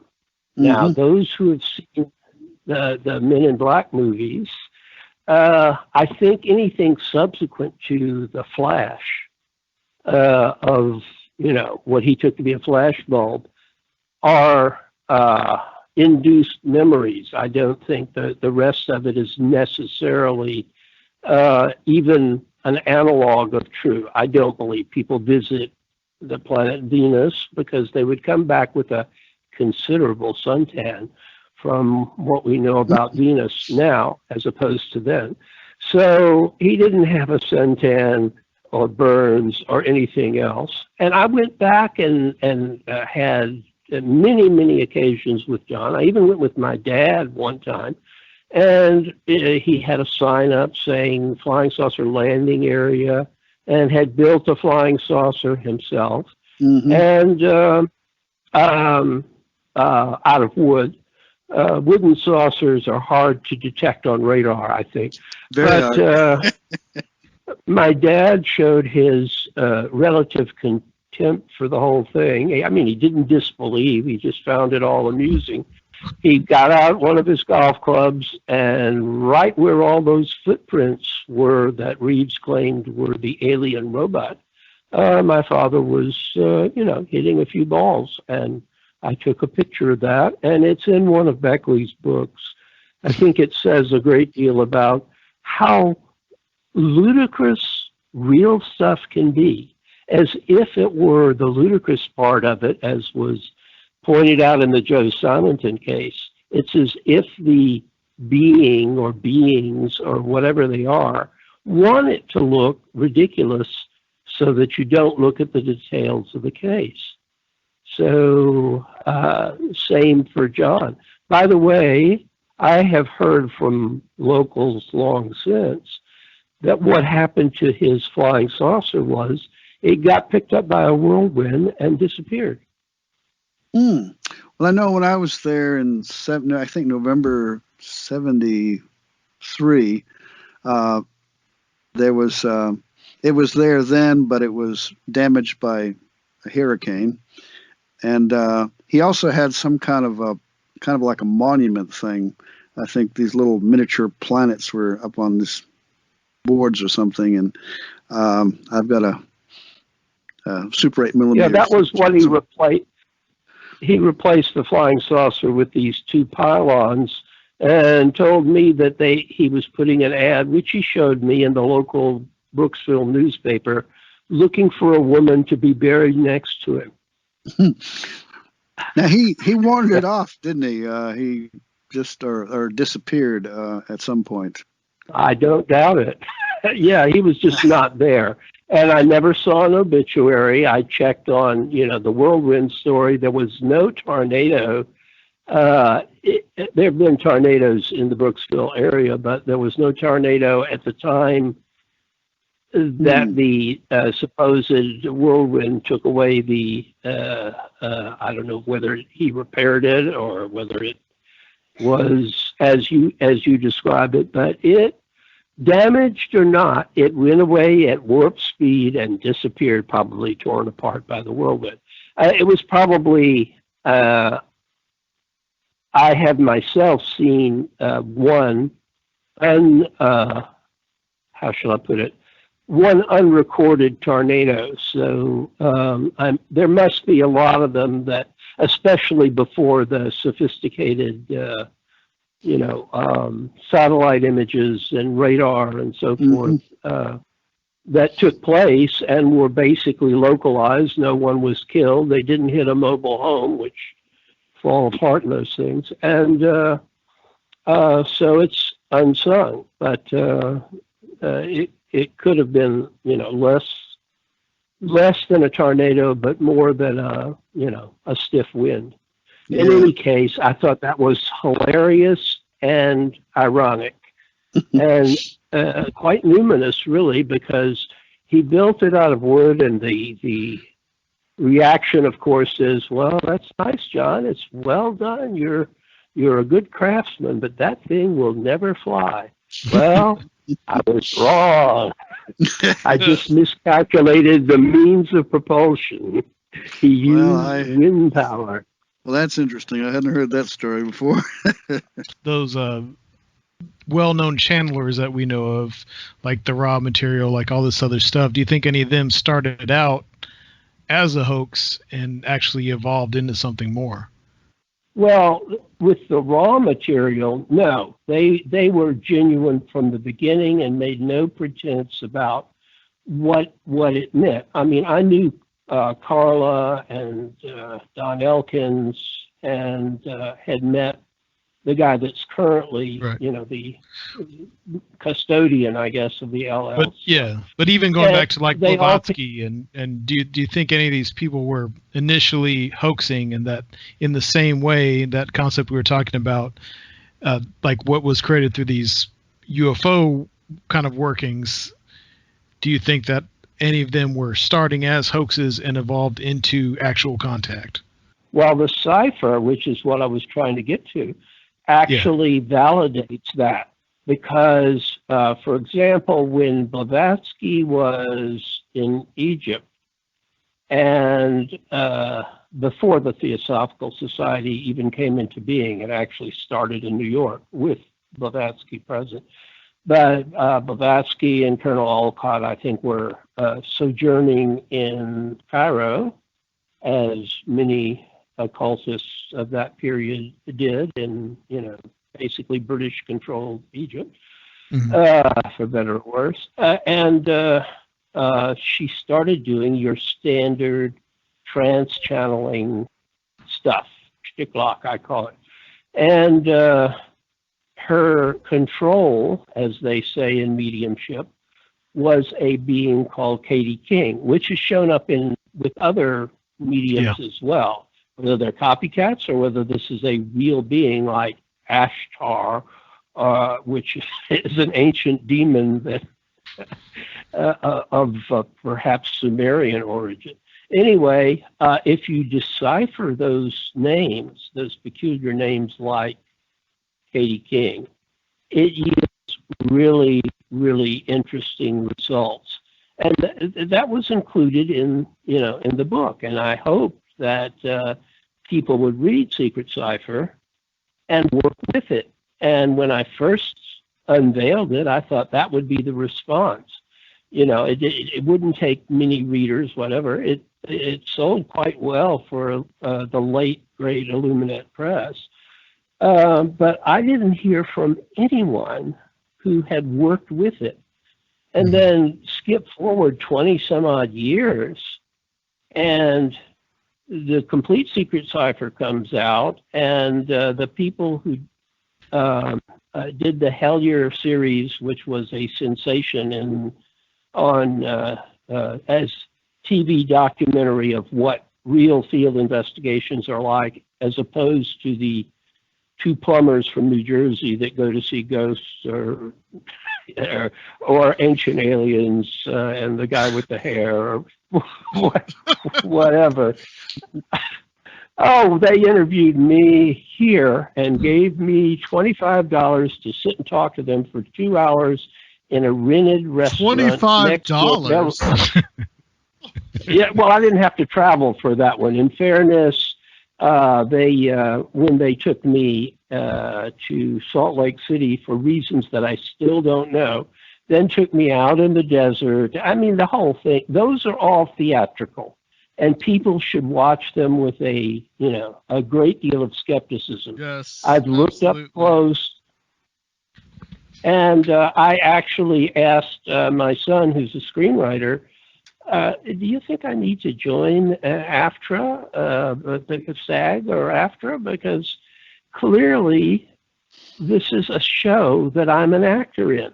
They actually had a mark for me to walk to on Liberty Island after the interview, which was billed as he's approaching us. Now he sees us at the table and comes and sits down. This was done after all that had happened. And in Salt Lake City I think that was for UFO hunters, they took me out in the middle of the desert for no reason at all. And they staged a scene with 2 vans, and they said, okay, drive this van up to our people. And shake hands as if you were meeting them, and then pass them some of the pictures that you have. And I said, there are two problems with that. One is I don't drive. The other is I don't have a driver's license. And across the street, the crew was going, rah, rah, rah, rah, rah, rah, rah. I'm not exaggerating any of this. And they said, oh, well, do you know how to start a car? I said, yeah, I know how to start it. You press the accelerator, make sure it's in park, and turn the key. I can do that. I can even turn it back off. So they said, well, do that, and we'll pretend that you drove up, and then get out of the van and walk, and they'll meet you from their van halfway between, and you can give them the pieces of blank paper that were supposed to be pictures, which, by the way, didn't make it into the show at all. I guess it was not convincing. It certainly didn't convince me. Alan, what were they interviewing you about? Like, why? What specifically did they want to know? You know, I don't remember. Those shows, I mean, my attitude towards those programs was, look, whatever they want me to talk about, by the time it gets edited, I won't be talking about that. They took me to another episode of UFO Hunters. They took me to Huntsville, which is, you know, a place they could have asked me about that was the original resting place of the Project Blue Book files and blah, blah. They put me in an outdoor interview in the middle of space camp.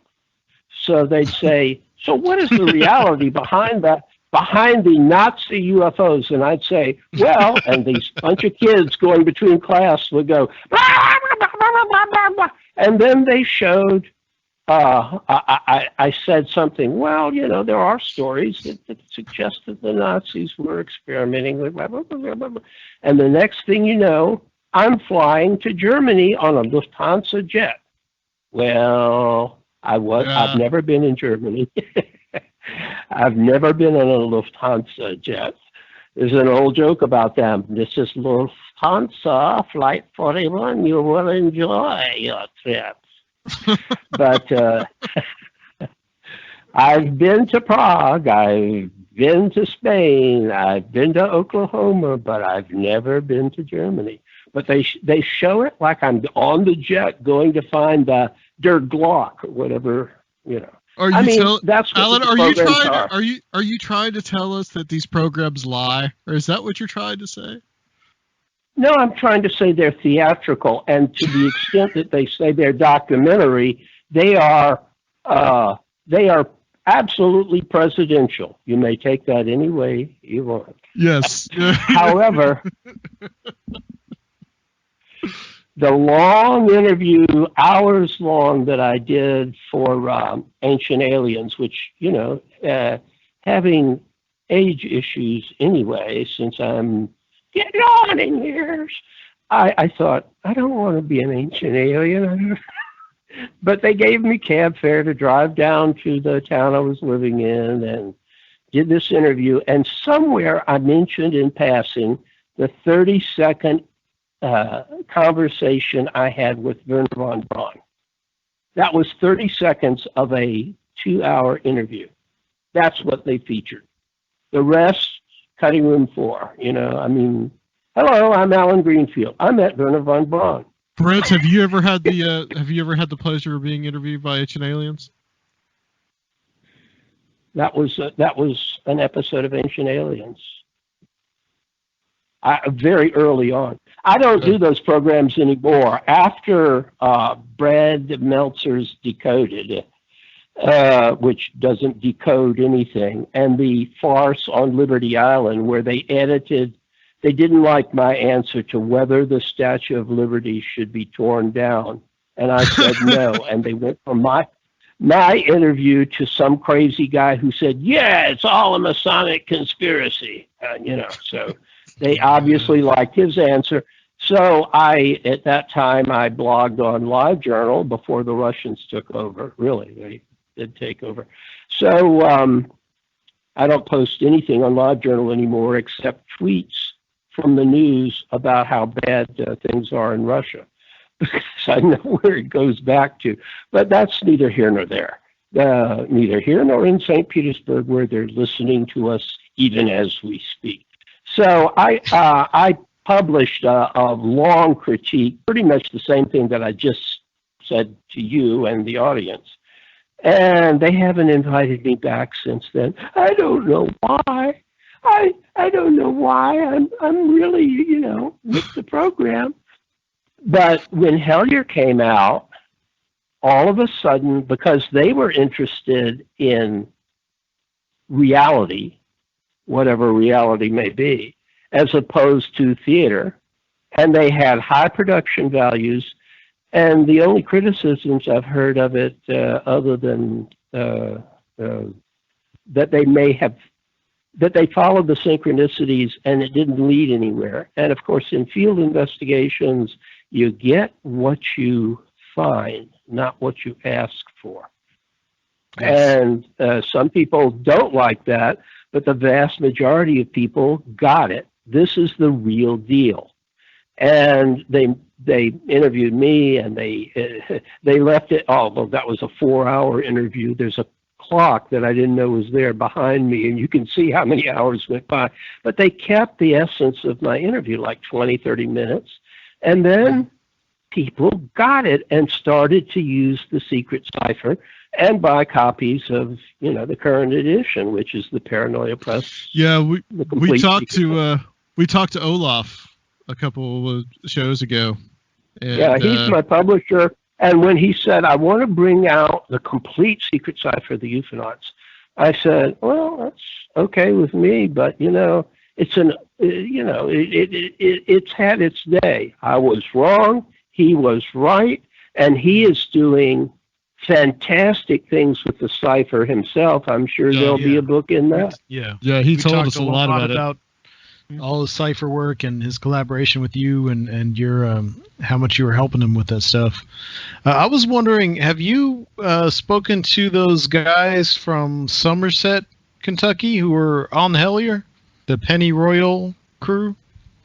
No, I mean I've been through Kentucky on my way to the UFO conventions in Cleveland, but I spent one night in a Holiday Inn there. That's the extent of my knowledge of Kentucky. Okay. The grass is sort of blue. But, you're going to find that very interesting when they're coming out with the podcast, and I think you'll find that very interesting. And they probably need to reach out to you, because I'm sure you've got some missing puzzle pieces for what they're looking into. Oh yeah, one of the interesting things is some of their research seemed to be based on my books, but it was Crazy Terry's contributions to it, not mine.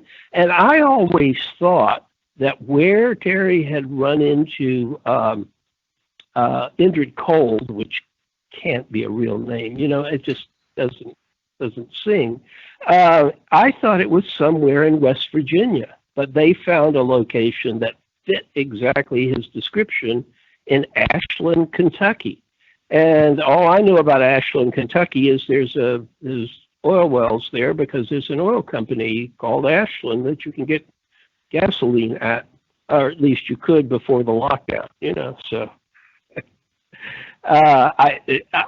my ignorance of Kentucky is great. My go-to person in West Virginia was Gray Barker, because while it's mythical that he was born there, he lived there most of his life and was educated in folklore and knew good folklore when he saw it, and was to me, he wrote the definitive book on the UFO aspect of the mystery, the Silver Bridge, which I had a bit to do with encouraging him to do. Mosley thought it was crap. And the reason Mosley thought it was crap was, despite his reputation, Mosley was a fact freak. He didn't read any fiction. He liked things that were tangible and five senses. He was an atheist and materialist, but he thought there was something to UFOs. He settled on what he called the 3.5D theory, which That I don't know how that's any different from saying that there are dimensions unheard of. But he was my neighbor in Key West, and a really good guy, and Gray was too. And I think you can say that they were pranksters some of the time, because things are so serious with the engineering-based nuts and bolts UFO group. Yeah, didn't Gray Barker and Mosley, didn't they used to prank call John Keel? Wasn't that one of their things they'd like to do? Yeah, when I saw the movie The Mothman Prophecies, which I thought was a pretty faithful rendition of an analog of some of the things that happened during the first Mothman flap, because there's one going on in the Midwest now and has been for the last several years, interestingly centered on the one of the busiest airports in the country, the what is it called in Chicago? I don't know. The Atlanta airport's bigger. Yeah. Anyway, so the point is that Mosley and Barker, within our circle of people, if you had been at the, let me see, you said you were at most of those conventions in the 70s. Were you there when they showed their film?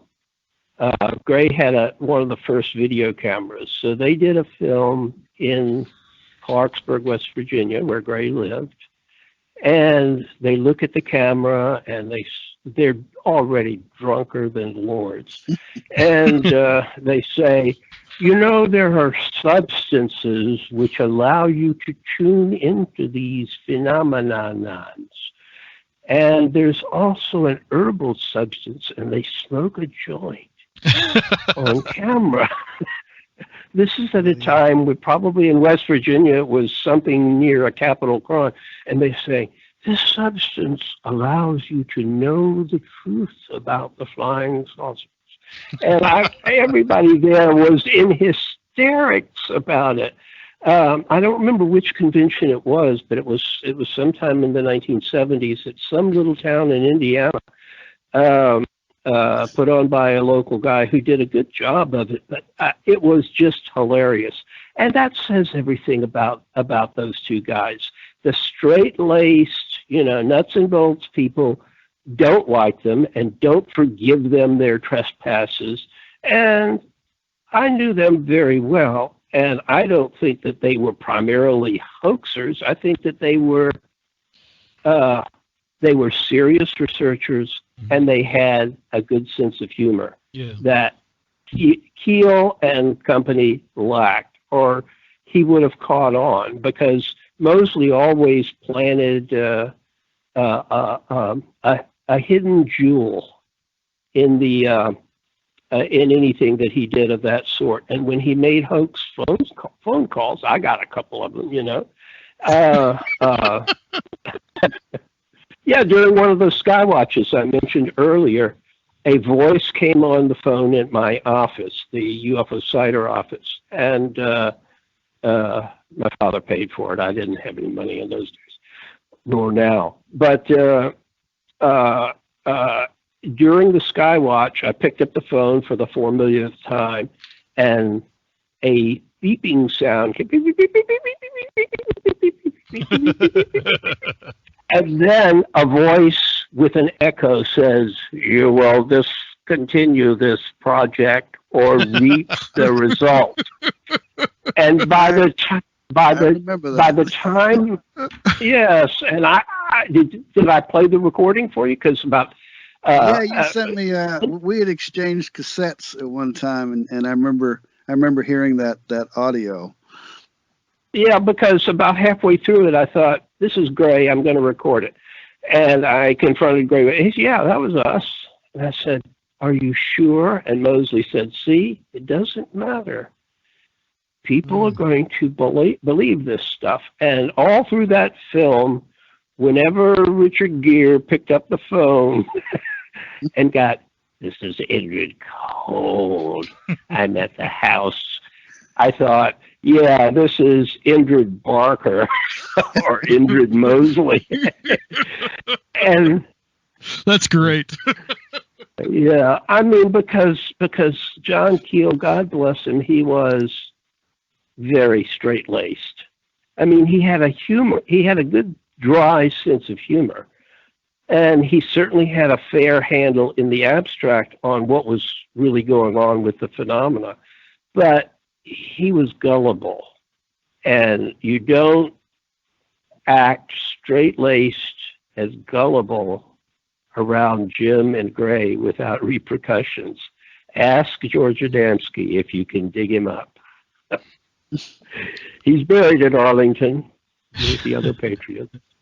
Well, I mean, He perhaps that's the best way and might be the most effective way to interact with the phenomenon is keeping that trickster element. Seems like that may actually produce the most results.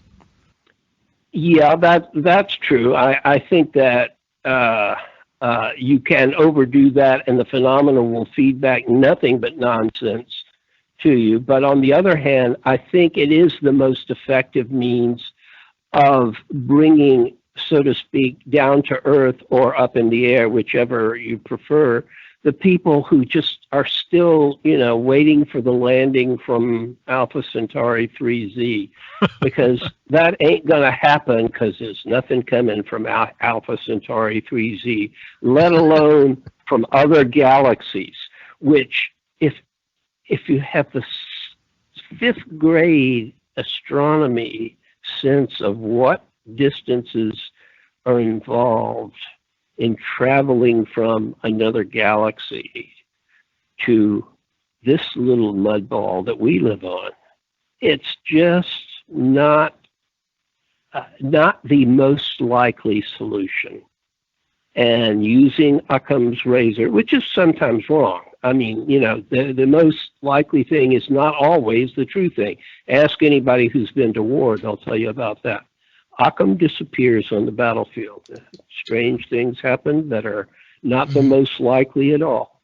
So I'm mystified, and I have said this many times, so at the risk of repeating myself, I am mystified by the fact that in 1947, the first thoughts, other than natural phenomena misunderstood, which I don't know what is an unnatural phenomena, except maybe Dracula,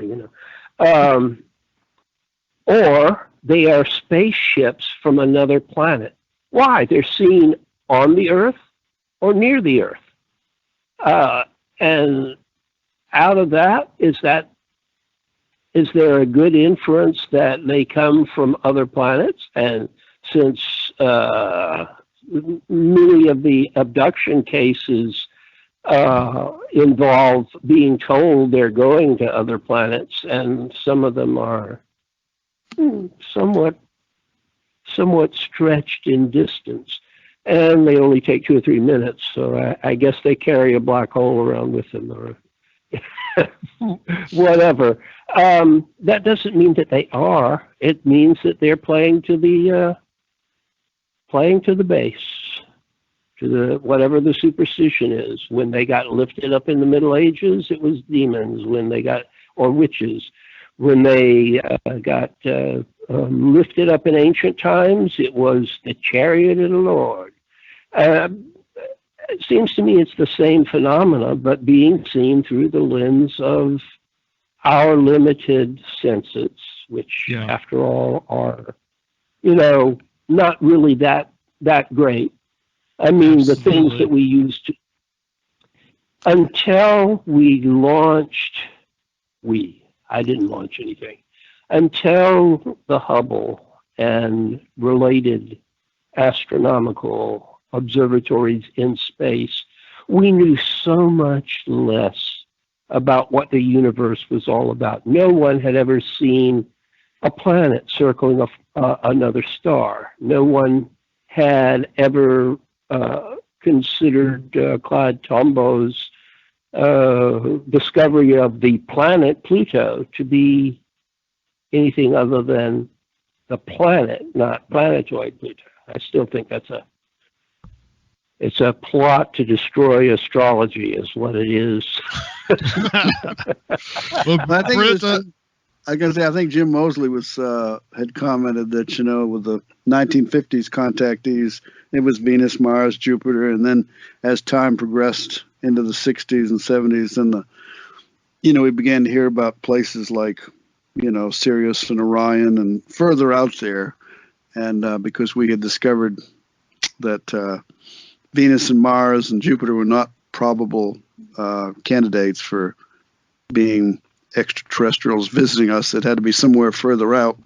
Made more sense.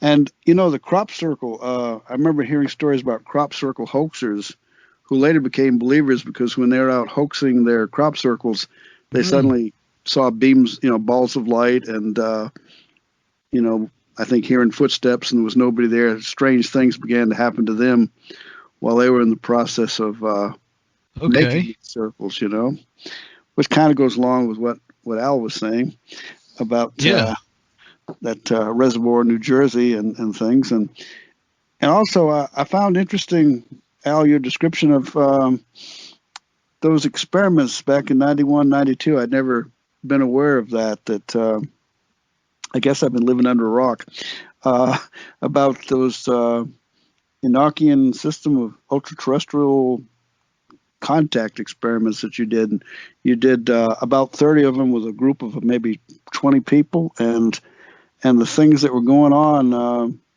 were quite unusual. Seeing beings in a room where there was, the doors and windows had been secured, and I wondered if you maybe just talk a little about that. Sure. Let's see. What can I say about it? The only way I have a good recollection of that, because I've done those workings in other places with less security, was because that was when I was a lodge master in the Pretend Order of Ancient Astronauts. Incorporated.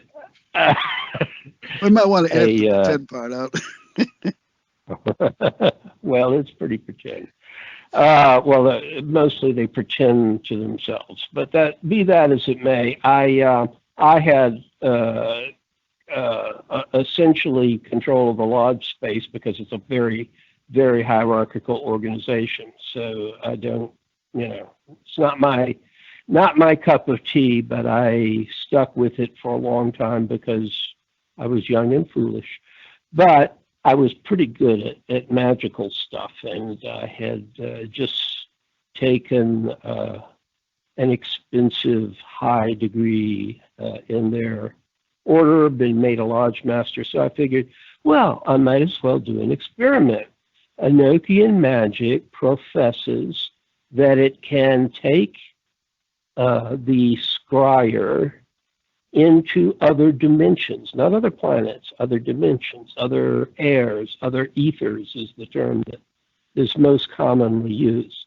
But how about if I do it with my trusty Lodge Tyler, who is a reliable person? There were two doors, guarding door number 2, and at door number 1, a new car. No, me. And I did the elaborate induction that I was then proficient in. I doubt that I could do it now. And put the energy, the egregore, into the person who's doing scrying. And we did that since there are 30 ethers. We were doing this on a weekly basis, one ether at a time. And the people who attended, first of all, we didn't have any requirement for attendance other than, to be quiet when it was appropriate to be quiet, or, not to burn the place down or whatever, just the basic civility of life in Atlanta, Georgia, in the old Fourth Ward, which is where our very expensive office, which I inherited from the previous lodge master and got rid of as soon as I could. But it was a nice space in an office building in an historic a part of Atlanta, and a historic building. So the level of control we had over the space was really, really good for anything that was experimental. And since the ancient silly order of beings of light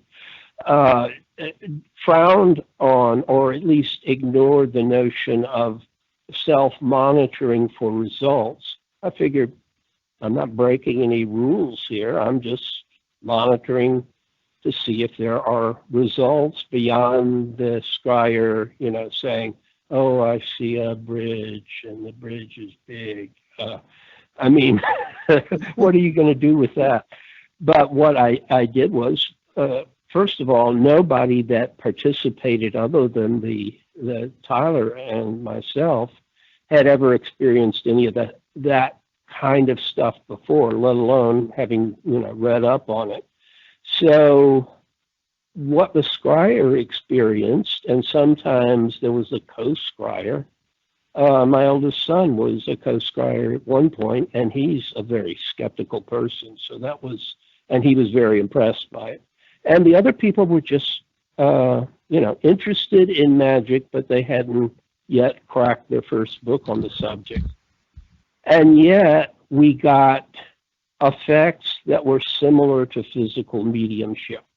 Like one time, I always, if I open the portal, I always close it at the end. It annoys me that people, are you still there? Mm-hmm. Yeah, everybody's still here. Okay. I heard a phone hang up, so. That must have been the guys in St. Petersburg. Das Vidanya. Yeah. So where was I before the rude Russian spies interrupted me? Physical effects. Yeah. So I always did a closing, and that was a lesser ritual than the one I'd opened it with. Basically, a banishing, which is the most standard magical ritual there is, the lesser banishing ritual of the pentagram. The second I completed the ritual, the lights went out, the lights in the building went out, the lights for blocks around went out exactly on time. And then there was the occasion, I often mention this one, where every week I would go around the circle of people who were there and ask them if they had any unusual experiences or had co-scried spontaneously, which happened. Some people had a scrying experience of their own, along with the person who was the designated scryer, who sat in the center of the room looking at what John Dee called a showstone, which we had it all formally tricked out. It was, to the letter what the original Enochian workings were like in the, whatever it was, 1500s, 1600s. I don't know. I'm not a history buff, but I play one on television. Some people think I have an unusual sense of humor, but we'll leave it at that. So I would go around just as a matter of interest. The Tyler was guarding one door, I was guarding the other, so there was nobody coming in or out, nobody passing notes from outside or anything. And people would mention experiences they'd had, and then I would read Aleister Crowley's The Vision and the Voice, the same ether that he had experienced at Busara in North Africa in, I don't remember what year, but it was fairly early in his career, and he was there with Victor Newberg, who was sort of his accomplice and acolyte. And anyway, it corresponded so closely that I had to question whether any of them had read this material, because whatever happened every week, it got an A or an A plus in corresponding.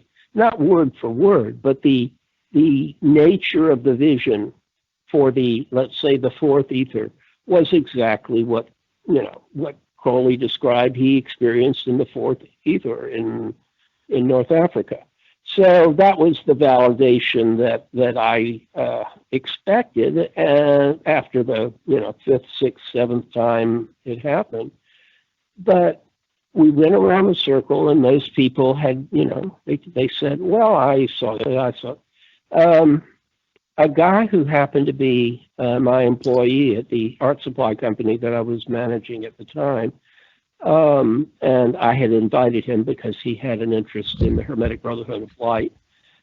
He said something to the effect, well, I didn't have any vision, but who was the guy in the black robe walking behind the circle of people? And I looked at James, my Tyler, and he looked at me, and no one had been admitted to the room. And several other people said, yeah, who was that guy? There wasn't any guy. It was a something. And something all in black, no face, but clearly going around the circle. Yes. Whoa. That is what a good Enochian working is like. And, it sort of makes me think, I've always been sort of dismissive of physical mediumship, not mental mediumship, but physical mediumship, because there have been a lot of fakes. But we didn't have any possibility of a fake. I knew exactly how many people were in the room. My eyes were on them the entire time, and the two doors were locked and guarded. So whatever was walking around behind these people was not a people. It was a something. Alan, could you do this for the Strange Realities Conference? Could you? I don't know if I could do it anymore. Speaking well, of if it were in person, yes, plug away. Right, okay. If you like what we said here, we will reveal the truth about the planet Uranus. Oh, no. Yes. There's a comma in there somewhere. As we're winding down here, both of you guys are going to be speaking at our online Strange Realities Conference. Yeah, we're looking forward to having you. And can you guys? Well, I guess Brent, we'll start with you. Like, what are you going to be speaking about? Well, I was going to be speaking about the UFOs and the psychic matrix, and I was going to. I think I told you the title would be. What did I tell you the title would be? Anyway, I wrote it to you. I'll look it up. But it would be about the UFO, the paranormal elements of it, and such.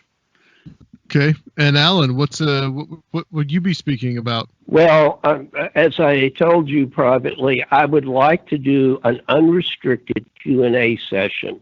Of course, when we were going to do this in person, which was, pre-COVID plan, I thought we'd, pass out at the very beginning of whoever was first index cards and let people write their own questions, and then I just answer whatever they asked. You might want to let people know that I'll answer truthfully anything that people ask in advance, so you can get some questions, and I guess you'll be the questioner, and I'll do my best to answer anything about any of these phenomena. And if they ask a question about who I'm voting for, I'll even answer that one. I'm probably going to put Ren up there with you too. I think that would be cool to do. Oh, Ren! I thought you said rad. I thought, yeah, this is going to be a rad conference. But Ren is the guy. He's super. So yeah, that would be good. We disagree about one psychic. Other than that, we agree about everything. Everything. Except maybe taste in women. I don't know. And I generally get along with guys that have different taste in women.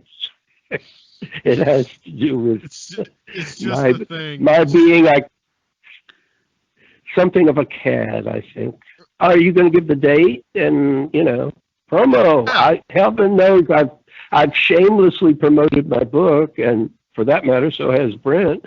People don't look for sausage and sauce. Presents Strange Realities 2020, September 25th, 26th, and 27th. Online everywhere, not bound by time and space.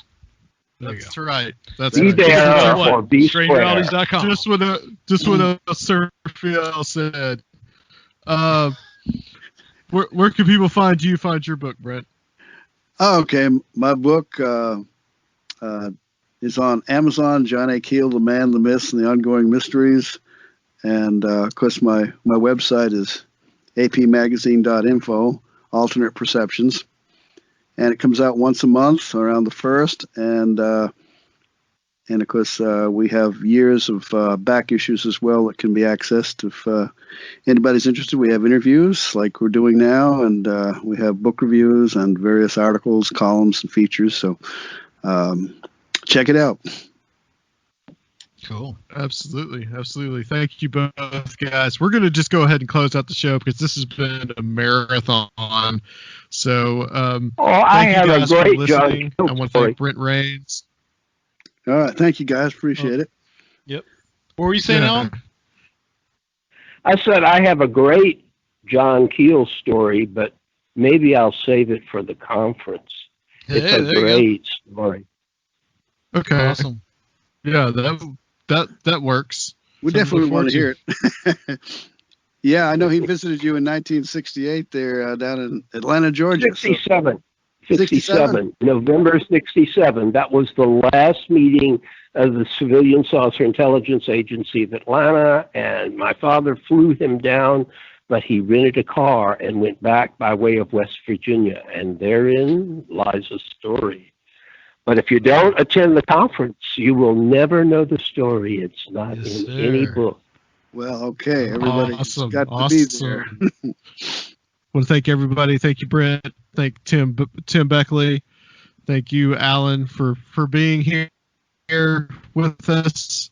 And guys, usual spiel, Conspirinormal, Patreon. We still have it. We have all the presentations from last year's up there. So come check that out. And we hope you guys enjoyed replaying a couple of weeks ago the presentations from that as well. So that is only $1 to join. So join us there. And leave us a review on iTunes, YouTube channel. StrangeRealitiesConference.com for tickets. Come join us next time.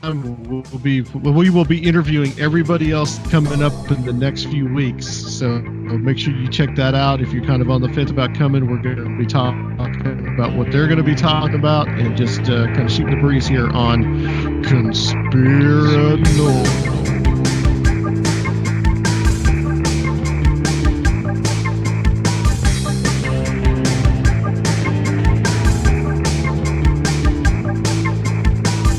If you would like to help the show, please consider becoming a Patreon at www.patreon.com/Conspirinormal or leave a one-time donation at Conspirinormal.com. And please check out our YouTube channel.